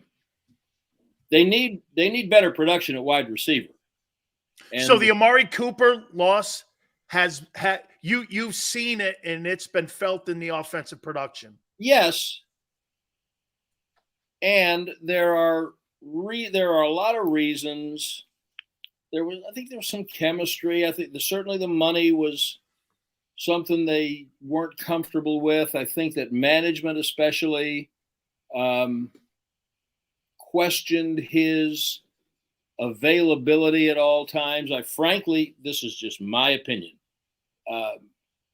One of Jerry Jones's favorite sayings is "Don't let your money get mad," and I think that he did. They were mad at Cooper for not getting vaccinated and for not only missing time, but putting other players' availability at risk by being unvaccinated around them. That's not a political statement. That's just medicine. So they didn't like that. And then when you combine it with what they were going to be paying him and what they thought was his availability every week, and the vaccination was part of that, in my opinion, then I think they said, we can do more with this money. We can do better. It's not that they didn't like him as a player. It's not that they didn't think they could use him. But with all of those other things, they thought that they could do other things with the money. It's clear that they thought they had to address the position because they signed James Washington and they drafted Jalen Tolbert in the 3rd round. Now, as it turned out, Tolbert has barely been able to get on the field. Is that him? Is it coaching? I don't know. He missed some time in training camp, and then he kind of got forgotten. Washington had the misfortune of breaking his foot in training camp, and he's only been back on the active roster now for 3 weeks. I think he had 2 snaps last week.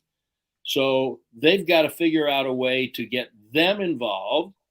And that all was against the backdrop of knowing that Michael Gallup was going to miss some time at the beginning of the year because he was resuscitating that knee from the same injury that Beckham has. And I would stipulate, Your Honor, that that Gallup has not fully gotten his sea legs. I mean, he was you couldn't even find him on the field in Jacksonville, and they're going to have to figure out a way to utilize him. But Beckham's a great story. It's a great name. He's obviously a great player, but he's not ready to play. So do they need him? No. That's why they signed T.Y. Hilton. Can he help them right away? I don't know. We'll find out. CeeDee Lamb has stepped up. CeeDee Lamb, they said, we think he's ready to be the number 1 guy. That's another reason we're willing to let Cooper go. Well, Lamb was really shaky for the first few weeks. I think that he had to figure out what all that meant, especially without a real solid group of receivers around him. Don't forget, the last couple of years, you were looking at Lamb and Cooper and Gallup. Now, all of a sudden, Cooper's gone, and for the first month, Gallup's gone. And when he's back, he's not himself. Well, that's a whole different kettle of fish. So Lamb has put himself into all-pro conversation. Lamb's already over 1,000 yards. If he can average 6 catches a game, he'll have 100 catches for the last 3 weeks.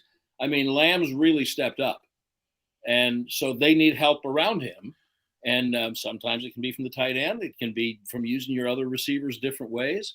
Do they need Odell Beckham? No, they don't need Odell Beckham, not the way he is right now. Would you agree, Brad, that the most important player in that offensive huddle next to Dak is Pollard because of the versatility that they use in the screen game, the run game? He's, I think, an outstanding blitz pickup guy. All those things mean, to me, he's one of the most versatile guys, maybe the most unheralded guy also because of the salary and who Zeke is and all this and that. But is that fair? Because how he goes, it seems, is how that Cowboy game goes for 60 minutes. If they establish him, they win. Well, they established the running game and they win. And they've been really good about using both of them. And both of them have been Elliott and Pollard. They've both been unselfish. They've shared. They've literally, truly, in ways that we rarely see in the league, shared the job. And they have increased Pollard's role, as was only wise. They probably didn't use Lamb or Pollard, either one, enough in the fourth quarter of last season. So that's not the case now. And Pollard has truly developed into an outstanding back. His pass protection has increased dramatically. I wouldn't put him on a par with Elliott yet. He's one of the best I've ever seen. But he's greatly improved, and he's a weapon for him. He's a weapon for him in the next month. He's a weapon for him in the playoffs and going forward. Couple last questions for you, Brad. Do you think the key of this football game is Dan Quinn's run defense versus the Eagles' rushing attack and establishing, especially if Minshew's the guy, they have to keep it in third and short. So play action is a factor. You have to win first and second down. I think if you're Philly, if you have your backup quarterback in there, is the key come down to the Cowboys' rush defense versus, again, where everyone's looking at their edge rushers. I think, I want to hear your thoughts. I think it just comes down to big boy football down in the trenches here. If Dallas can stop the run, they'll win the game. Well, I do think it comes down to big boy football in the trenches. I don't know, Dan, if I would limit it to that side of the ball, because we are so – this is just the way it goes, and you know this. We're so enamored, for very good reasons, of what the Eagles' offense has done, especially with the year that Hurts has had, especially the threat he's been running the ball, as well as his improvement as a passer, that we forget about their defense. And their defense is tremendous. And so just as important as the battles that you're describing will be the same thing on the other side. The Cowboys are going to not only have to protect Prescott from an outstanding pass rush, very creative and inventive, but they're also going to have to find a way to run the ball. They're going to have to do the same thing. They don't want to stand back there in 3rd and 13 against the Eagles' front all day long. The Eagles probably have the best pair of cornerbacks going right now. And so that might increase the importance of receivers who don't play wide receiver, tight ends, running backs. You're going to have to get a little creative offensively against that Eagles defense. I just think that it's overly limiting and too simplistic to say it comes down to what the Cowboys defense can do against the Eagles offense. I think that line of scrimmage on both sides is going to be where this game is settled, as most of them are. Finally here, Micah Parsons with some comments about, and by the way, they weren't off base in the fact that that's how I think a lot of national people and other people looked at when you see what Jalen has done. And you look at career years, A.J. Brown's having a career year. The running back, Miles Sanders, is having a career year, 5.2 a carry. There's guys, Dallas Goedert, before he got hurt, was having a career year. Everybody down the line. Guys on defense, the whole team. Let me stop you right there. How about Lane Johnson? I think he's the best. I think he's the second best tackle next to Trent Williams in the NFL. So what are they without him? It would be a problem, totally. Yeah, why is Lane Johnson not the MVP? Because we don't think that way. Because people don't think that way. It's a stat award. That's kind of what it is, not an importance award. Because you and I know this. The most valuable person to a team is usually your MVP. But in today's NFL, if you throw for 5,000 yards and 50 touchdowns, that supersedes importance like a guy like Lane. It's like the Heisman Trophy, Dan, and I vote for the Heisman Trophy. When did that become a quarterback award? I mean, it's how is the most – I will tell you right now that the guy who got my number one vote for the Heisman Trophy last year – now, I might have voted differently if I'd waited one more week. But the guy who got my first place vote is the first draft choice of the Philadelphia Eagles. He's a nose tackle. Huh? I thought Jordan Davis was the best player in college football that I saw. You voted for Jordan Davis for the Heisman? I did. Fantastic, Brad. I did because the award says the most outstanding player. It doesn't say the best quarterback. It doesn't say the guy with the most. Now, Bryce Young's a great player. I have no issues with him being the Heisman Trophy winner. he earned it. But he's not the only one who played well enough to have earned it. And before the championship game, where I thought he was next level, to me, every time I watched Georgia, every time I watched whatever I could watch, Jordan Davis was dominating. He was a game-changing player. So why is the Heisman Trophy always the best quarterback or the one with the most stats? Why is the MVP race down to why is Joey Bosa being talked about as the defensive MVP? Why is he not in the race for MVP? You know, why how about George Kittle? What he does for their team?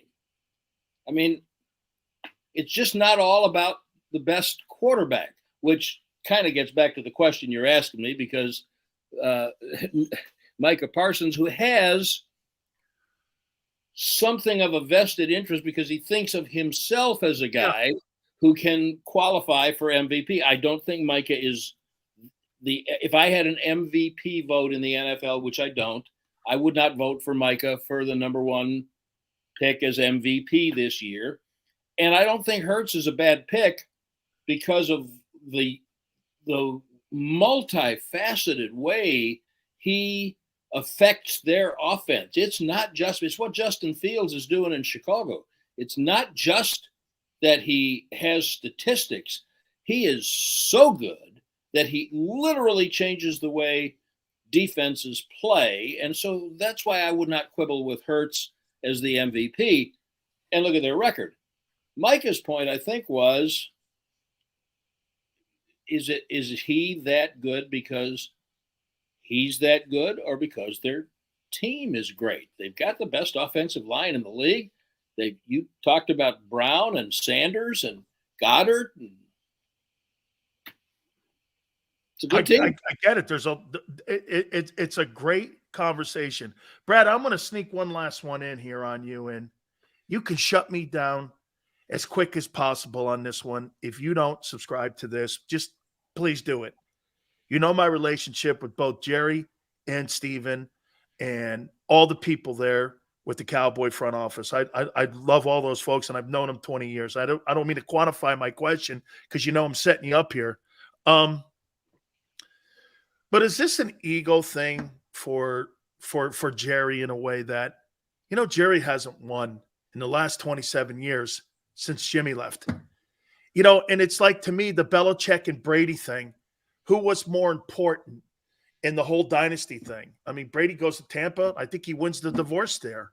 I mean, is there, because you see there's still some sort of underlying, now they're friends on top of the layer here, but underneath there's still that competitive edge with both of them that goes back to Arkansas. And I'm saying, you know, I mean, Jerry wants to win a Super Bowl so bad and show, I did it without Jimmy.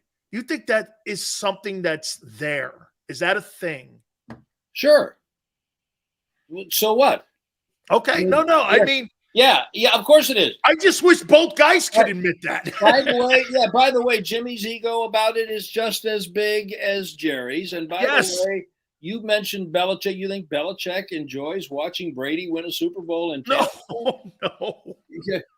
I mean, there's ego everywhere. Every general manager who picks a coach and heads a draft took over a struggling franchise, and all those general managers have egos. Every head coach has an ego.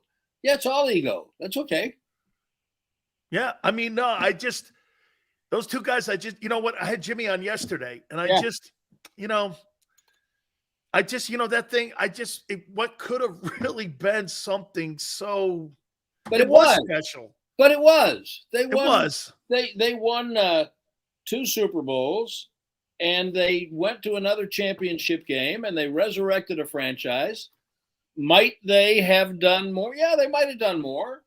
But Dan, Jimmy Johnson, to this day, has never held a full-time permanent job longer than 5 years anywhere in his life. Even Miami. In his life. Yep. Right? The university or the Dolphins. Yep. It was time. Jimmy was flirting with the Jacksonville people before they got their franchise papers. That's what precipitated. It wasn't even the night in Orlando when the dam broke. It wasn't the owners' meeting in Orlando? That's when the dam broke. Okay. That wasn't the first thing. When a relationship goes bad, it doesn't go bad because one thing happens one day. Jimmy started flirting with Jacksonville before they had a franchise, before his 5 years was up, because his mental clock was ticking. Yep, it's true. It was just his pattern. Oklahoma State, the University of Miami, the Cowboys, the Dolphins. The job at Fox is not a full-time job. He comes and goes as he pleases. He's never had a full-time job. And I'm not criticizing him. I'm just saying that's his history. Do you count Bridge as a full-time gig? No, I don't. So, to me, that's where when Jimmy, as I hear it, Jimmy's biggest complaint is that Jerry wanted more credit. And that's probably true. But he did say to me, Brad, he did say this. He goes, my biggest mistake was not allowing Jerry to play with his toy more and to be more around it and me not be so protective of it. And he said that was probably his biggest mistake. And he's admitted that to me. Yeah, Jimmy has changed. I saw it in him. I'm not super close to him, but I was around him a lot, obviously, for 5 years. After he left here, when he lost his mother, I thought that his whole perspective on life changed. Did. Those of us who have lost parents understand that. Yeah. And so he's not the same guy that he was then, but he was the guy that he was then. And so there's huge ego for both of them involved in it. And for the rest of us, frankly, it's a little boring. It's a little tiresome. That's you know what? Y'all go do whatever you are going to do. That's your thing. I don't have enough time left to worry about what y'all's thing is. So Brad's worried about Eagles and Cowboys on Saturday. Yeah. I'm trying to figure out who's going to play linebacker, and I'm trying to figure out if the game means anything. I'm trying to get inside the heads of the players. The Eagles hate the Cowboys. It's bragging rights, isn't it, though, Brad? Yeah, it is. It is. Of course it is. Now, when that's done, that's the most fascinating part of it. It's the psychological aspect. Yeah. If the Eagles, I believe it was 2009. You can check me. The Cowboys beat the Eagles 3 times. They had to beat them at the end of the year to get in the play or to win the division, knowing that it meant that they'd play the Eagles the next week, and they beat them again. So now they didn't win a Super Bowl, but it's absolutely bragging rights because you're going to see them twice next year, same guys. It's the division. There's that stuff about division games. It's really rich. It's really rich in the NFL. So sure, it's bragging rights, and because there are 3 weeks left to play after this game, 2 weeks after this game, after this game, both teams, Dan, are in the process of setting up for the playoffs now. Yes, they want to win this game, absolutely, and then they want to win the next game, but they are in the process now of putting their teams in the best physical, mental, and emotional place to succeed in the playoffs because they know they're in it. In Detroit, Dan Campbell's trying to win this week because he might not be in the playoffs if he can't win this week. The same thing for the Jets and all of the teams that are hanging on the end. That's not true of either of these teams. So you think Dallas may not show their full hand this week? Well, no, I think they want very much to win. They want to get to 11 games. No, I think they will show their full hand, but I don't know if they'll run every play in the playbook. I don't think they're going to hold back intentionally. They want to do what's necessary to win the game, but trust me, they are thinking, as are the Eagles. Trust me, they are talking and having conversations about if we do this, if we're in a position, if the game goes in such a way that we can do these 3 things, and it means then that we are less likely to be able to do them if we play them again. What's the impact of that? And how will we handle it down the road? Hey, Brad, Baird Brooks, who's on our network, said kind of this about Jalen. I don't know if the Eagles would have really played him fully in this game on Saturday, even if he was healthy, because they may see them again in the postseason. And I'm going like, now what you're saying, you think that maybe he got banged up in this game and he's not as hurt, and this gives them an avenue? I would never say that. And rest him and put Minshew in there? And I would never say that. And okay. I think that because there is a real rivalry that yes. they would play him. Absolutely. I mean, you might talk about that kind of stuff, as you well know, going into a final game of the year. I think it's really dangerous to do it with 3 games left. You play your people, especially against your big rivals. And they haven't wrapped up the number 1 seed yet mathematically. So they do have quite a bit to play. I mean, I said before, they're not going to lose the seed, and I believe that because I look at the other teams who can catch them, which is basically Minnesota and I guess San Francisco. Yep. So like Minnesota would have to win out, which they could do, and the Eagles would have to lose out, which I doubt very much will happen. But the Eagles would like to wrap that up. So I think if Hurts were able to play without being put into jeopardy of down the road, that he would play. If he's really got a separated shoulder, why would you be playing him now? You're in the playoffs and you're probably going to be the number 1 seed. Why would you put him at greater risk? They're smarter than that. Completely agree. This is going to be a great rivalry game on Saturday, Christmas Eve, as it always is with Eagles and Cowboys. 44 years on the call for the Cowboys. Our dear friend, Brad Sham. Brad, Merry Christmas to you, my friend. Merry and Christmas. Happy holidays to you, too. I appreciate it very much. Thank you very much. Always good to see you. You bet. Brad Sham. Interesting. He's got kind of the same kind of take. Joaquin, 49ers defenses have faced 9 teams ranked 16th in scoring offense. No wonder their defense is number 1 overall. Yeah, they're a better defense, in my opinion, but not by a lot, than the Eagles. Okay, I got to take a timeout. A lot of stuff to unpack there. Even Brad said both teams might not show their hands on Christmas Eve. Would you rest the Eagle players in this game on Christmas Eve? Plus, we have Week 16 of the National Football League. I want to hit on that. Very interesting stuff with our friend Brad Sham. Hit the like button. Hour 3. Keep it here on the National Football Show. When it comes to the fight against insurance companies, large corporations, and the healthcare industry, injured victims are always the underdog. But that doesn't worry us. At Messon Associates, we're an injury law firm from Philadelphia, and we come to fight. Our clients know that they've got representation with a chip on its shoulder, and it's the same chip that makes Philly the toughest city in the country. Call 215-568-3500 or visit us online at messalaw.com. Messon Associates, the toughest injury firm in Philadelphia.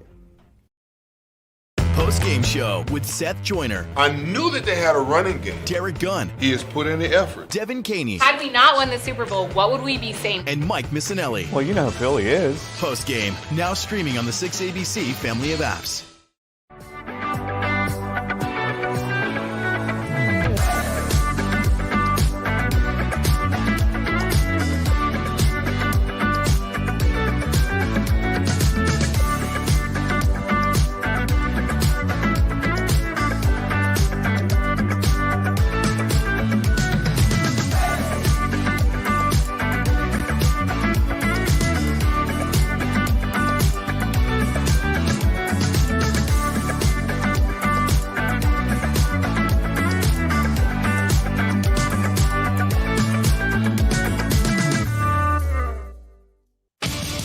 The greatest fans on earth. It's a bold statement, but would you expect anything less from Philadelphia? 58 years of heartache creates a toughness, a grit, a resolve not found in most. Sure, our prayers were answered, but now that we've had a taste, we're looking for more. Pondley Hockey, official partner of the Philadelphia Eagles. Number 1, Jeff D'Ambrosio. Destination Downingtown is rolling back prices for a December to remember. For a limited time, you can own, not lease, brand new 2023 Jeep Wranglers for only $30,995 or $339 per month. New Rams starting at only $30,995 or new Ram 1500 Bighorn Crew Cabs $189 per month. Zero down can deliver. Get the price you want, the selection you need, and the VIP treatment you deserve. Jeff D'Ambrosio, Destination Downingtown, Big Finish Sales Event. Did you know taxes could be your biggest expense during retirement? Are most of your assets in tax-deferred accounts like IRAs and 401ks? Taxes are historically low today, but we're facing significant headwinds in the future. Do you have a plan? The Thrive Financial team has more than 100 years of experience helping people across the Delaware Valley with forward-looking tax planning. Learn how to shift your money from forever tax to no or low tax accounts. Get your Thrive Retirement Tax Playbook today. Go for the beers, go for the cheers, go for the hit and the hits, go for the scene, go for the screens, go for the gallery, go for the win, go to Ocean.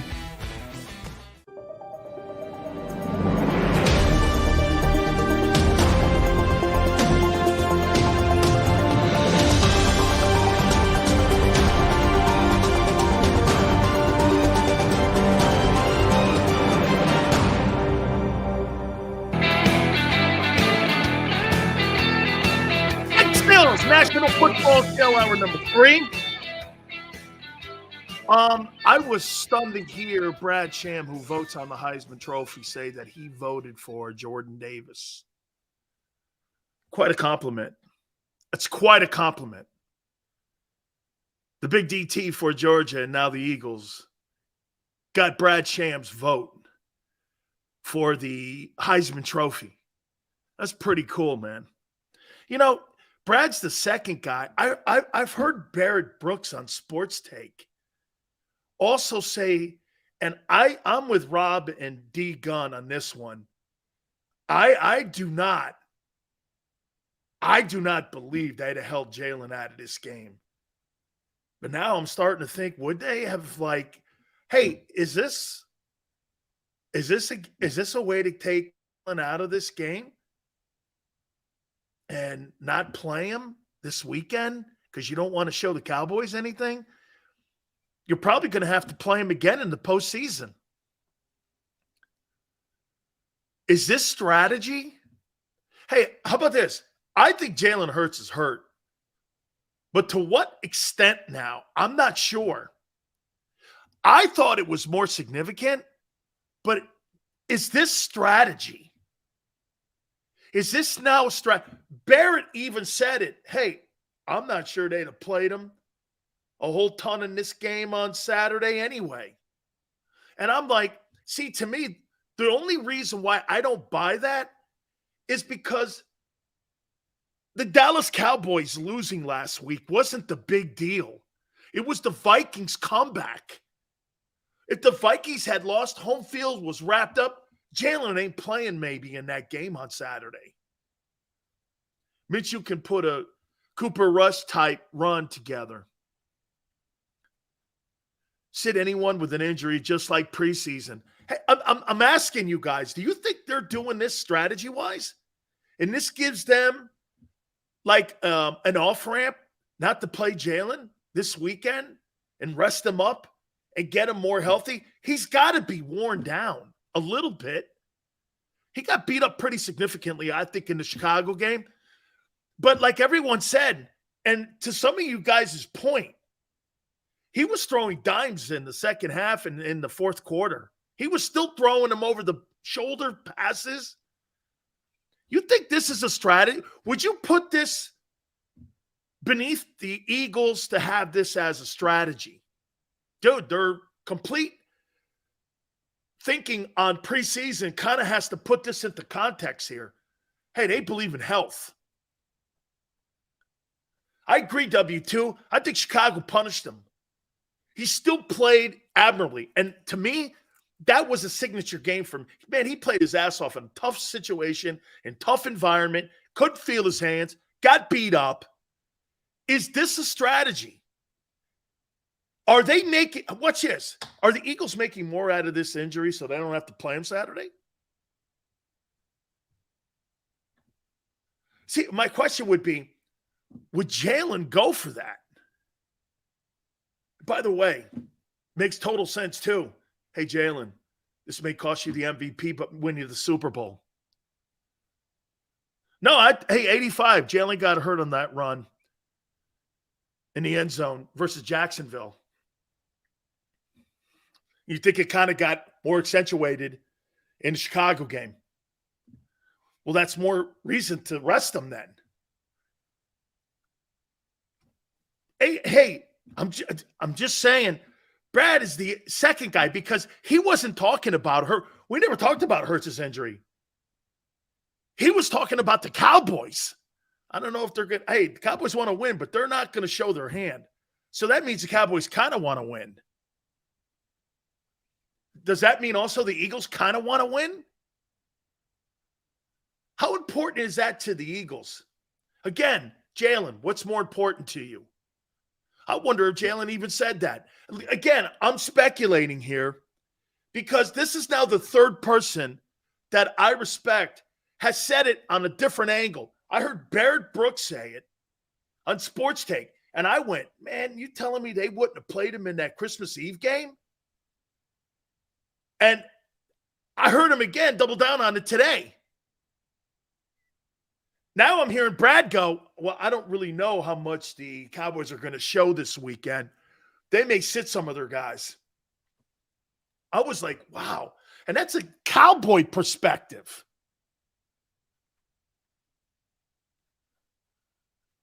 Watch this. But Hurts takes himself out of the MVP race. Can I tell you something, Brian, that I'm starting to understand about Jalen Hurts? Can I tell you this? He's starting to remind me of Barry Sanders. And I'm talking about how Barry didn't give a shit about the all-time rushing record. Don't you guys remember he was 1,500 yards away from Peyton? His final year in the NFL, he played 10 years. He had 1,500 yards his final season. Do you remember one year he played? Barry came out of the game because the Lions were killing somebody. He needed 7 yards to pass Emmett for the single-season rushing title. He wouldn't go back in. That's not who Barry Sanders is. I played with Barry. Barry Sanders is that guy. Barry cared about winning. He didn't care about personal statistics. And it was an absolute fact. And it was on display every single time Barry Sanders stepped on a field. As much and as spectacular of a player Sanders was, the statistics of the game didn't matter. It was the win. You imagine how goat of a move that would be if Jalen took himself out of the MVP race for the success of the Eagles, making sure he was completely healthy going into the playoffs. That's a freaking GOAT move. Okay? That's a GOAT move. Dude, the respect you, I mean, hey, I'm a little banged up. Not sure we're going to go this week. I got bigger fish to fry than the Cowboys. The Cowboys are beneath us. Wouldn't that also be a shot back at Dallas, Micah Parsons? Hey, we're going to kick your ass with our backup. You know the psychological harm that you could do to the Cowboys with a Gardner Minshew win versus a Jalen Hurts win? Hurt. You put your backup in and beat the shit out of the Cowboys? Dude, that thing ain't going anywhere. And I still don't think they're going anywhere. You imagine if you put your dude in. What would only be better is if you put Ian Book in. You put Ian Book in and you win a game against the Cowboys in their barn. I'll tell you, if I walked that locker room and I saw Jerry Jones and not Howie Roseman in my lot, and I would be like, oh my God. I'd have my head down on Tuesday when I got my paycheck.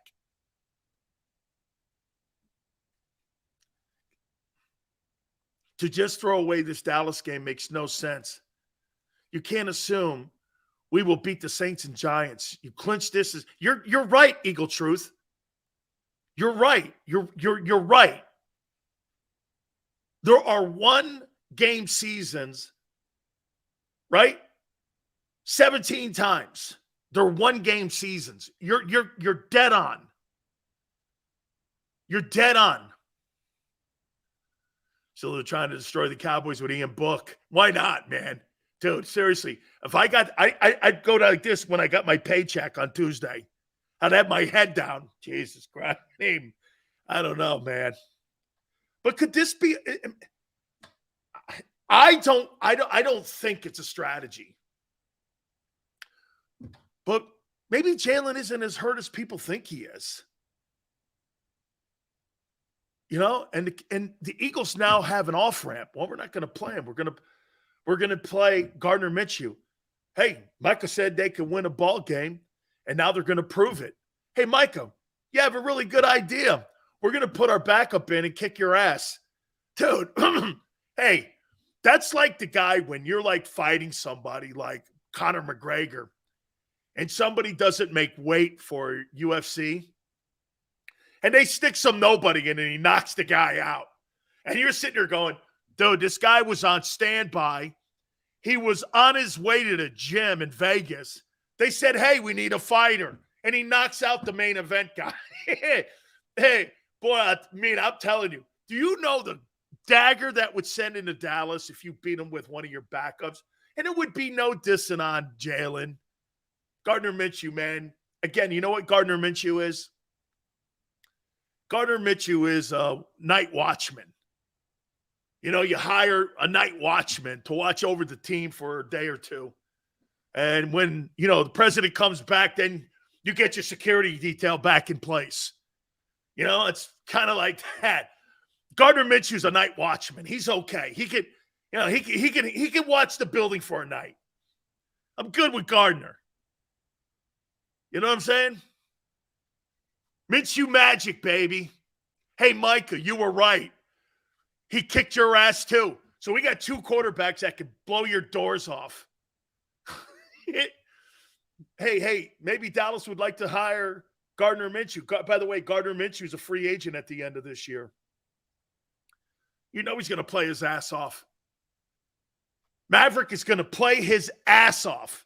He's going to come in with his Maverick glasses and his fighter pilot jacket on again. He's going to come in there like he's Big Maverick. But this guy's going to go like this. I don't need Ice as my wingman. I don't need that guy. Hey, Ice, I fly alone. Yeah, right? Yeah, man. This guy's going to come in. You're going to hear like the song from Top Gun. This guy's going to be flying in between mountains and shit. Chest bumping everybody. Him and Goddard are going to go nuts. You beat that team with a backup, man. If I was Jerry Jones, I'd fire every guy in the building. Every guy in the building. But then the Cowboys will come out and go, yeah, we didn't play everybody. You know, one thing about what Brad said, too, about CeeDee Lamb. CeeDee Lamb has come on as of late, but they completely miss Amari Cooper. They completely miss Amari Cooper. It is evident they miss Amari Cooper. Okay? I mean, their wide receiving core is not that hot. They don't have a number 2. Hey, and the matchup, here are the matchups in that game Saturday. I can't wait to watch. I want to see Diggs go against AJ. I want to see that. I don't think Diggs can cover him. And I think he's going to shadow him. I don't think he can cover him. I think A.J. Brown is too physical for him. A.J. Brown is like Michael Irvin. I don't think he can cover him. I just do not believe he can cover him. I want to see Micah Parsons versus Lane Johnson. That's worth the price of admission. Do you know how great? And I think Brad brings up a great point about the importance of Lane. You imagine if that guy puts that guy's dick in the dirt again for another game. How iconic that's going to be for Lane. Dude, Lane's going to be able to walk out of the building and go, I kicked his ass at my place. I kicked his ass at his place. Homie. Hey, but by the way, you could sign over your pink slip because I own your ass this year. Lane Johnson, I think he's going to have a big game on him. I do. I want to see Miles Sanders versus that Cowboy defensive front, those two tackles. I think Miles is going to have a huge game. There's no way the Cowboys beat them on Saturday. I don't give a shit if you have Ron Jaworski quarterbacking today. I don't care. There's no place. And Brad goes, the Cowboys have played well. They're 10-4.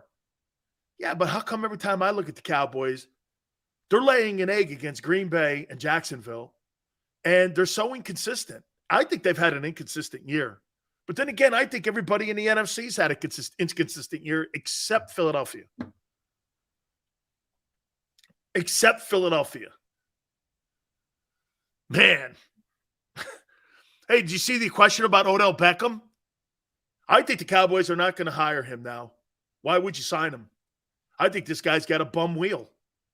I think Odell Beckham, when the Cowboys, from what I'm hearing, the Cowboys front office and their doctors recommended to Jerry that they don't sign him this year and they play him next year, because now I think that's what Beckham and why Beckham, he was supposed to sign last week. And as we get closer to Friday, if Odell Beckham is not active this week, when's he going to be active? For the conference championship games? When you go on IR, you're on IR 4 weeks. So you're going to play him in the conference championship game? And then in the Super Bowl, if you're fortunate enough to get there, and you're not even knowing if you're going to get there? Because you don't even know what the seating is right now. I wouldn't sign Odell Beckham. I would not sign him. I don't need him. As a matter of fact, I want him healthy. Guy's not healthy. I'm not going to give a guy a $5 million contract with incentives if the guy's got a bum wheel. Hey, Yale, I now believe that. Odell Beckham's not going to be a factor on any football team this year. I don't care where he signs. He's not healthy. There's even reports he's limping. Why would you sign a wrist? Hey, it's one thing to sign an offensive tackle or DT that's got a small limp. It's one thing to sign a wideout that's got a limp. Hey, yeah, Mo, when you sign, what are you going to sign, Grant Hill, like the Magic did? They signed Grant Hill on crutches, and they gave him $97 million in guarantee. You remember when he came down from Detroit and he went to the Magic? You know, he missed 76% of his games, and he got all $97 million. And the Magic never got out from under that. Then he goes to Phoenix, and he's all NBA again. Magic got jobbed in that whole deal, man. $100 million worth of art he bought or some shit like that. Brad, he just brings it up. You know, I mean, he's like the second guy from a different perspective on whether Dallas is really going to even play this game hard on Saturday, on Christmas Eve. He's like, Dallas may not show their full hand. I'm like, what? It's a rivalry game. It's a bragging rights game. And Brad even said, I'm trying to get my head around what the importance of this game is. That's a guy who's been covering the Cowboys for 44 years. Sean goes, if the Eagles beat the Cowboys with Gardner Minshew, McCarthy's done. I don't know how they keep McCarthy. You know what, though, Sean, why would you fire Mike McCarthy? For who? Sean Payton don't want that job. You know why? He doesn't want to answer on game day situations and game day shit to Jerry Jones. He doesn't want to do that. He'd rather coach the Chargers, in my opinion, with Justin Herbert. Why wouldn't you want that gig? You could kind of push the Spanoses around. Sean Payton's going to be able to push the Spanoses and Tom Telesco around. He'll be able to push them dudes around. He's not going to push Jerry around. Jerry will push him out the door, push him out a window. He ain't letting anybody tell him ever again. I'm glad that, what's his name, also, Brad Sham also admitted about the Eagle thing about Jerry wanting to win a Super Bowl without Jimmy. I do. All right. Week 16 of the NFL. Hey, last week in the NFL, do you guys agree that may have been one of the best weekends for NFL football in a while? There were comebacks, there were storylines. That was such a great weekend for the NFL. Guys making a play for the MVP. Great stories like Detroit, Jacksonville. To me, Doug Peterson is putting up one whale of a story. You go from a guy and a coach who's completely not capable and qualified in Urban Meyer to Doug Peterson. You know what Doug Peterson is also showing you? You know what he's saying, Philly? Guess what? I was a good coach in Philadelphia.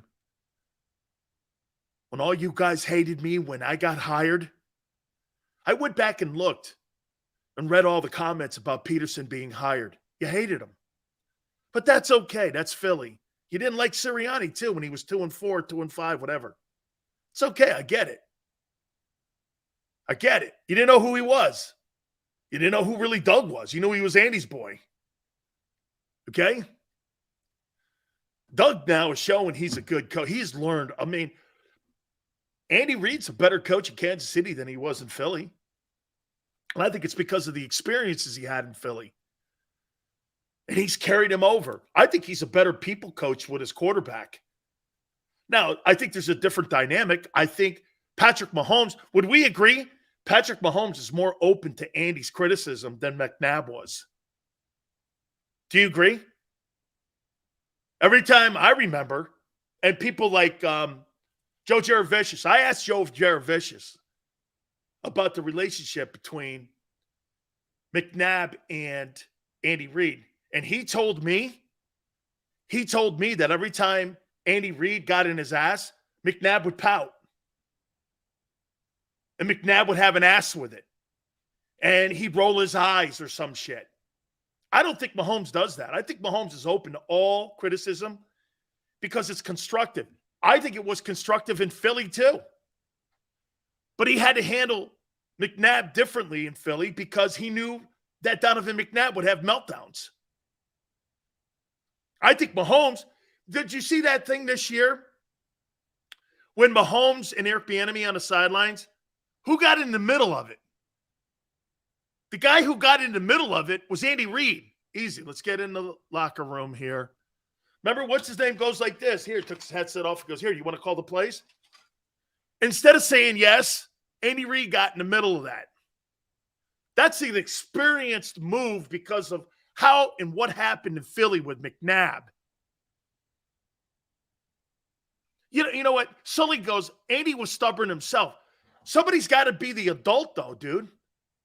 Somebody's got to have the final say. You can't keep having 100 different opinions because then you'll have no clarity in your building. Someone's got to be the guy. Someone's got to go. There's got to be a yes. See, for me in my life, I always want to go to the yes-no guy. I don't want to go to a committee. You know what I mean? I don't want to go to a committee. Nobody wants to run their team with a committee. You know what I mean? You want to have a guy who's got the clarity in the building. You want to make sure that guy. Andy's a better coach today, in my opinion. Week 16 NFL. Let's take a look at this. Boy, there is a bucket of Saturday games for Christmas Eve. I thought there was only a handful of games. But there's more games on Saturday than on Christmas Day. Buffalo at Chicago. Justin Fields is showing me he's becoming something. He is. I like what they're doing with him in Chicago. If he can figure it out throwing the ball, Justin Fields is going to be a good football player.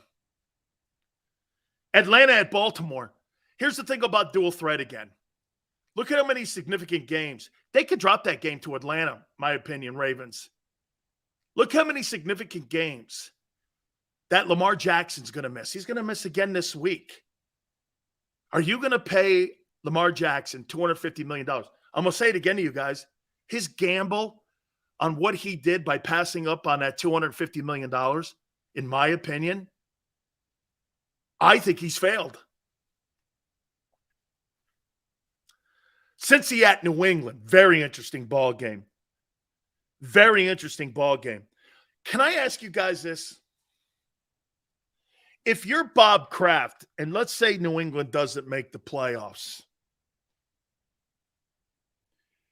do you ask for Bill Belichick's resignation?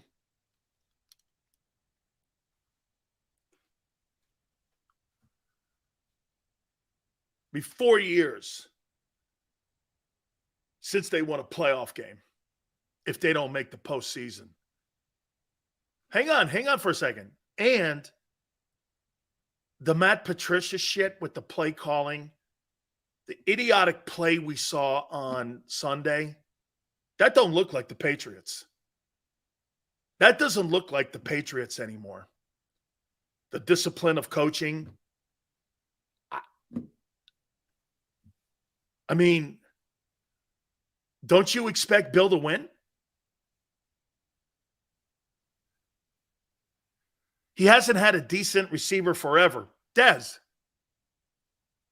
They won Super Bowls with Wes Welker, Julian Edelman, Amendola, Deion Branch, a converted DB, and Troy Brown. They've never had a wideout. They had Brady. I mean, when does it get to a point where Bob Kraft, is this really just about chasing Shula in the regular season record? Got to be more than that, doesn't it? Since when does the standard go from not winning Super Bowls to just winning regular season shitty games? Right? I mean, when do you go like this to Bill Belichick? Bill, right? Bob Kraft's been a great owner. He stayed out of the way, and he's got in the way when he needed to. I think there's a conversation. If they don't make the playoffs, what is Bill done since Brady left? Letting Brady – I think Belichick should have retired when Brady left the building. Should have just said, that's, I'm done. Every game he coaches – doesn't diminish his legacy. It just puts more questions on it. Got fired in Cleveland because he couldn't do the quarterback. Let Brady walk out the building. And they have been average to below average since Tom left. Now, is it because, when you're 22 years of winning, has to mean something, and it does to me. Okay? I think, okay, you want maybe one more year? See how it rolls? Fair enough. Detroit, Carolina. How about that, man? Dan Campbell gets his team. They beat Carolina. Carolina's playing a little bit better football. They get to 8-7. That's insane. What a job Dan's done. Houston at Tennessee. Tennessee is in a nuclear meltdown right now. But still, Houston's Houston. New Orleans at Cleveland. I'll be watching this game for Deshaun Watson. I think he's going to do great things in Cleveland. What an interesting ball game. Giants at Minnesota. Boy, I'll tell you what, man. You talk about cardiac kids. The Minnesota Vikings, in my opinion. Holy shit, man. I mean, you don't know what to expect with them. So Kirk Cousins, I think he was the, what was he? I think he was the offensive player. So Kirk Cousins is the NFC Offensive Player of the Week for lighting his team on fire and putting out the fire. Yeah, okay. Throws for 400 yards in the second half. All right, I guess. Good game? Yale. That's a heart attack game. Vlad, I know he threw for 400 yards in the second half. I'm like, what? Seattle at Kansas City. Seattle's kind of coming back to earth a little bit here. Watch this. In this game here, I'll bet you Kansas City. Watch this. I bet Mahomes throws some picks in this game. If he has one of those games where he throws a couple picks, and if Jalen doesn't play, you think there'll still be a cry for people to give Mahomes the MVP award, even if he has 3 picks? I think he's going to throw picks in that Seattle game because Carroll knows how to he knows how to put a good defensive game plan together. That'll be an interesting game for Eagle fans to watch because you're going to watch Mahomes to see how he does. And if they gift wrap the MVP for him, okay, what if they lose? What if Seattle beats Kansas City at Arrowhead and Jalen doesn't play? How can Mahomes move ahead of Jalen? You'd move Burrow ahead. You'd put Burrow ahead if he beats New England in New England. Those are the games for the MVP. Burrow versus the pay. What if Burrow loses to New England and Mahomes loses to Seattle and Jalen doesn't play? What would the MVP conversation be on Monday? Hurts is now the number 1 guy, or because he didn't play, he gets penalized because he didn't play. I don't think he should be penalized if he didn't play. I think the other guys should be penalized more for losing, especially in a stretch run. Remember, Kansas City is in a run right now with Buffalo for the number 1 seed. Kansas City can't lose. They got to keep winning because the tiebreaker goes to Buffalo. They beat him this year. Allen's already beaten Mahomes. Interesting.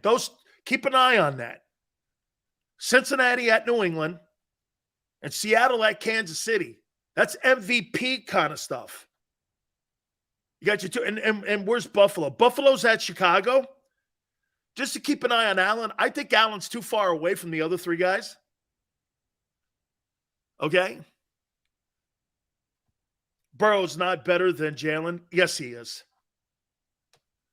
If I'm paying $50 million for a quarterback and it's Jalen Hurts or Joe Burrow, come on, dog. Washington at San Francisco, another huge game. Huge game. And Brock Purdy, keep an eye on that. Las Vegas at Pittsburgh. Raiders versus Pittsburgh. One more thing here about Franco Harris. Raiders and Steelers. You couldn't have a greater rivalry back in the day. One of my favorite players was Jack Tatum. And I know George Atkinson and Tatum. And, of course, I worked for the Raiders for 3 years. I worked for the Raiders for 3 years on their broadcast team. And I became very close to all those guys. And let me tell you something, man. Do you remember what they called the Raider guys, the Steelers and Chuck Noll? They called the Raiders the criminal element of professional sports when they mugged Lynn Swann. That game used to have some of the most criminal hits going to the head. I mean, leg chopping. That was my favorite rivalry. Raiders and Steelers. Man, you had really great players. And it was a death match. Those two teams and the Immaculate Reception, which is 50 years old on Friday. And they're going to retire Franco Harris's number on Saturday, number 32. What a legendary football player. And what a legendary human being Franco is. I mean, he is just a super person. If you got a chance to ever shake a palm, he leaves. You know, there's certain people that leave lasting impressions when you meet them and you never forget it. Okay, like when I met Ronald Reagan. And when you meet guys like that, okay, and you shake a hand and you just, there's an impression that certain people leave on your life. Fred Biletnikoff, man. Shoot, man. I mean, they had so many. And, dude, check it out. The entire left side of the Raiders went to the Hall of Fame.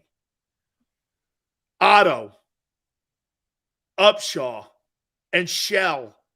All three of them guys on the Raider O-lines are in the Pro Football Hall of Fame. You had three dudes on the O-line, and Henry Lawrence was a hell of a player himself. Dude, that Raider O-line. You had three Hall of Fame players in the O-line during the era of the Steelers, Vikings, Cowboys, Dolphins. Man, when I was a kid growing up, I thought that was the best football of all time. They didn't have the same skill that the guys have today, but those guys were it was really rough football. Those teams, it was rough football. I think, and I've said this a million times. I always said it, and I'll say it again. I think it's the golden age of pro football. Thursday night, Jacksonville, New York Jets. So Doug wins this game on Thursday. They're 7-8, the Jags. Dude, Doug Peterson is making a run to be the coach of the year. Sunday games, Christmas Day, Green Bay at Miami. Green Bay still got a shot. They got to win out. Okay, they got to win out. I think they're 6-8 now. And I think Aaron Rodgers going down to Miami, I think he could beat that team. I think the Packers are playing better. I think the Packers can win that game. And then you got a 7-8 team, and then this is something else. The Packers in the postseason? I don't know. Again, Rodgers and Brady in the postseason are capable of winning on any playoff day. That's one thing you got to keep in mind. Hey, he's not shot. Let me see how many interceptions he has. Here's a down year for Aaron Rodgers, okay? And I do think he's had a down year. Aaron Rodgers stats 2022.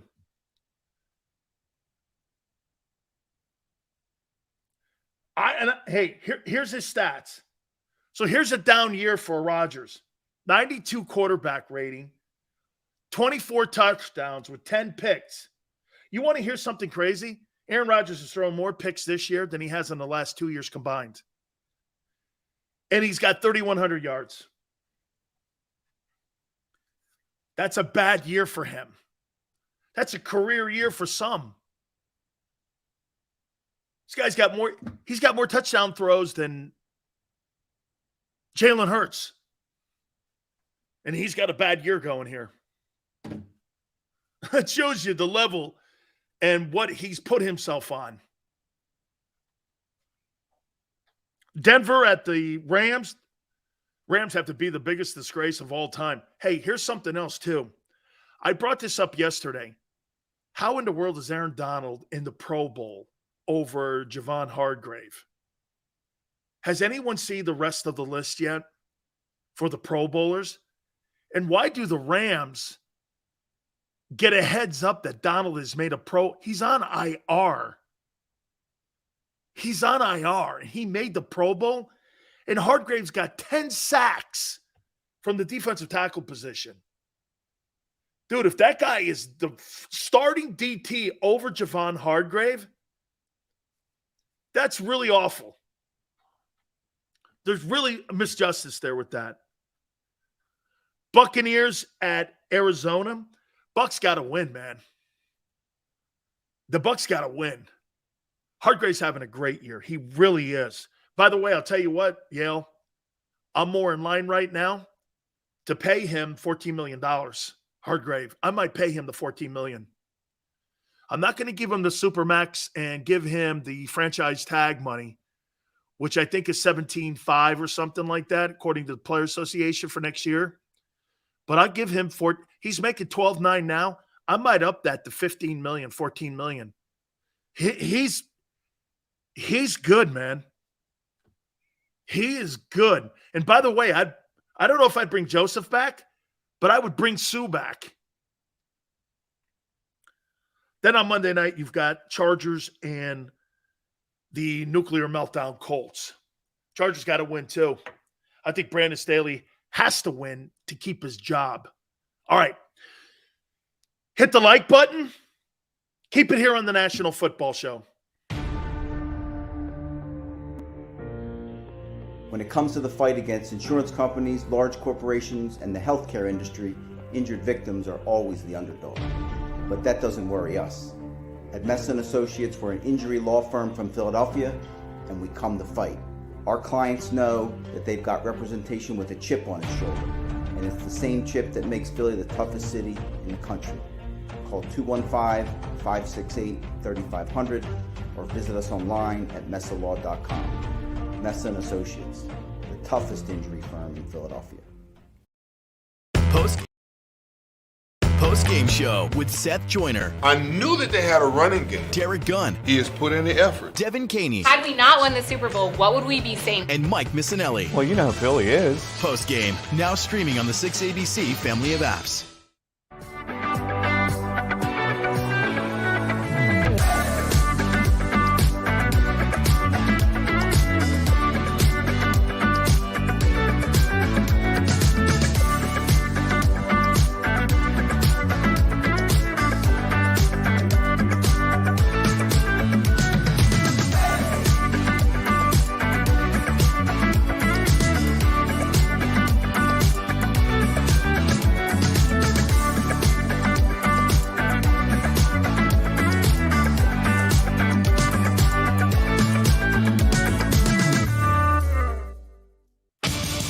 The greatest fans on earth. It's a bold statement, but would you expect anything less from Philadelphia? 58 years of heartache creates a toughness, a grit, a resolve not found in most. Sure, our prayers were answered, but now that we've had a taste, we're looking for more. Pondley Hockey, official partner of the Philadelphia Eagles. Number 1, Jeff D'Ambrosio. Destination Downingtown is rolling back prices for a December to remember. For a limited time, you can own, not lease, brand new 2023 Jeep Wranglers for only $30,995 or $339 per month. New Ram starting at only $30,995 or new Ram 1500 Bighorn Crew Cabs $189 per month. Zero down can deliver. Get the price you want, the selection you need, and the VIP treatment you deserve. Jeff D'Ambrosio, Destination Downingtown, Big Finish Sales Event. Did you know taxes could be your biggest expense during retirement? Are most of your assets in tax-deferred accounts like IRAs and 401ks? Taxes are historically low today, but we're facing significant headwinds in the future. Do you have a plan? The Thrive Financial team has more than 100 years of experience helping people across the Delaware Valley with forward-looking tax planning. Learn how to shift your money from forever tax to no or low tax accounts. Get your Thrive Retirement Tax Playbook today. Go for the beers, go for the cheers, go for the hit and the hits, go for the scene, go for the screens, go for the gallery, go for the win, go to Ocean.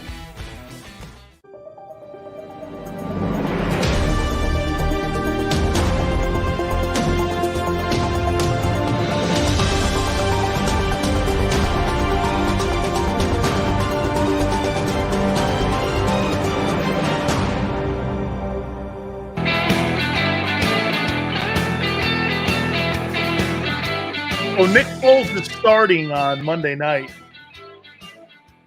versus the Chargers. I've always liked Foles.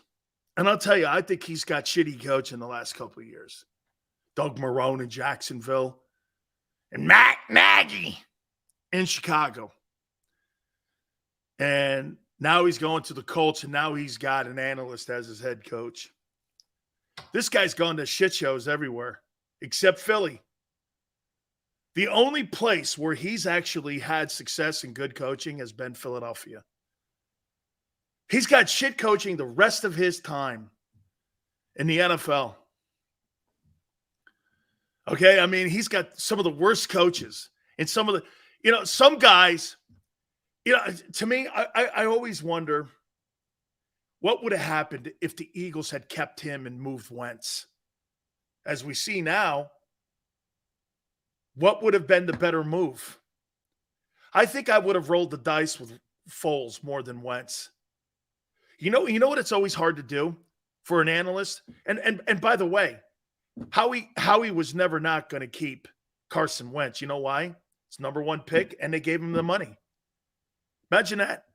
That's what forced them to move Foles, was not his accomplishments and the things he did playing ball for them. It was the money and the business decision on drafting him number one. Okay? And they had to. But see, when you say no, you didn't have to. The coach should have had the autonomy to go like this. Nah, I'm keeping Nick. You know, funny, I tell folks this is why the Chargers never go anywhere. Marty Schottenheimer was 14-2 with the Chargers. He was 14-2. And he had to battle with A.J. Smith, the general manager of the Chargers. Him and Marty went back. You know, Marty Schottenheimer has more wins than Chuck Noll. He's got 206 wins.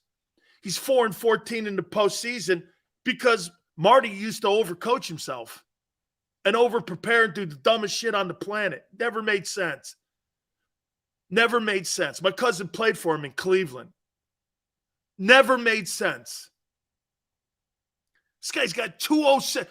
I think in his 25 years, he's only had like one losing season.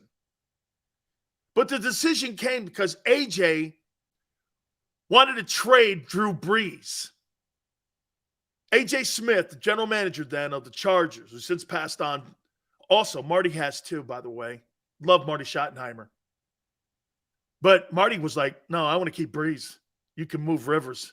They had just drafted Rivers. And Brees was a late-round pick. And Marty goes, Brees is better. A.J. goes, no, we drafted him in the first round. Rivers was a good player. But who's better? Brees is better. But Brees was not as talented. So they play him in a shitty final game against Marty's wishes. And the Broncos break his shoulder. Marty Schottenheimer got into the biggest argument. He got fired, and he was 14-2. 14-2. 14-2. They fired him because GM got in the way. The head coach goes, Brees is better. You imagine if Drew Brees had stayed in San Diego, there still might be a franchise there. They'd have won a Super Bowl. You imagine that? Or if they had good management, Eli might have played. But Archie Manning knew. He was right. Manning knew not to go to the Chargers. So when you look at Justin Herbert, you think he's in line to have any success with the ownership that they have there with the Spanos family? Because you know why? They rely on the GM more than the head coach. Tom Telesco's got the power in that building. And most of the times when the general manager has that kind of power, it's meddling and it gets broken up and it gets built up. Gets broken up, it gets built up. It gets broken up and built up. Because the general managers don't have the patience head coaches do. Coaches have to have patience in developing players. General managers don't have patience. They have egos. We all saw Jalen Reagor was never going to be a ball player in Philadelphia. But that guy still kept that tool around until the very end. He kept that guy. Have you watched him too in Minnesota? You see the coaches bitching at him for the same shit we talked about. He runs the worst routes I've ever seen. That guy does not belong in the league. He's not even a special teams guy. He's not. He's terrible. The routes he runs, dude, how did he play? They were bitching at him on the sidelines for some of those shitty round-off bell routes he runs. That's what he did in Philly. You could tell Devontae Smith runs spectacular routes. He runs spectacular routes. I'll tell you what. Devontae Smith, besides his gifted talents, is a student of the game too. You could tell if it's an 11-yard in or if it's a seam route or a slant, he runs it to the T. The guys in Cleveland, when they were watching him run pass routes, the first thing they called me and told me, like I told you, I got a bunch of friends inside the Browns organization. They were like this: that kid Smith can run routes. He'll run a DB off the page. He is smooth. Brian, that guy runs as good a route as you can. And you know what, too? He's that quick twitch guy. That's what Cooper Kupp has. Cooper Kupp has that quick twitch, and he runs precise routes. And he's bigger than you think. I've stood next to Cooper Kupp. He's a bigger guy than you think. Smitty needs to get a little more weight on him. Needs to eat a couple more White Castle burgers. Okay? He is fantastic. Absolutely fantastic in how he does this. Now, look, man. Hey, look. They're waiting for the swelling to get down. But there's a part of me now that's starting to believe, why would the Eagles play him Saturday? Why would the Eagles play him? How much does that MVP award mean?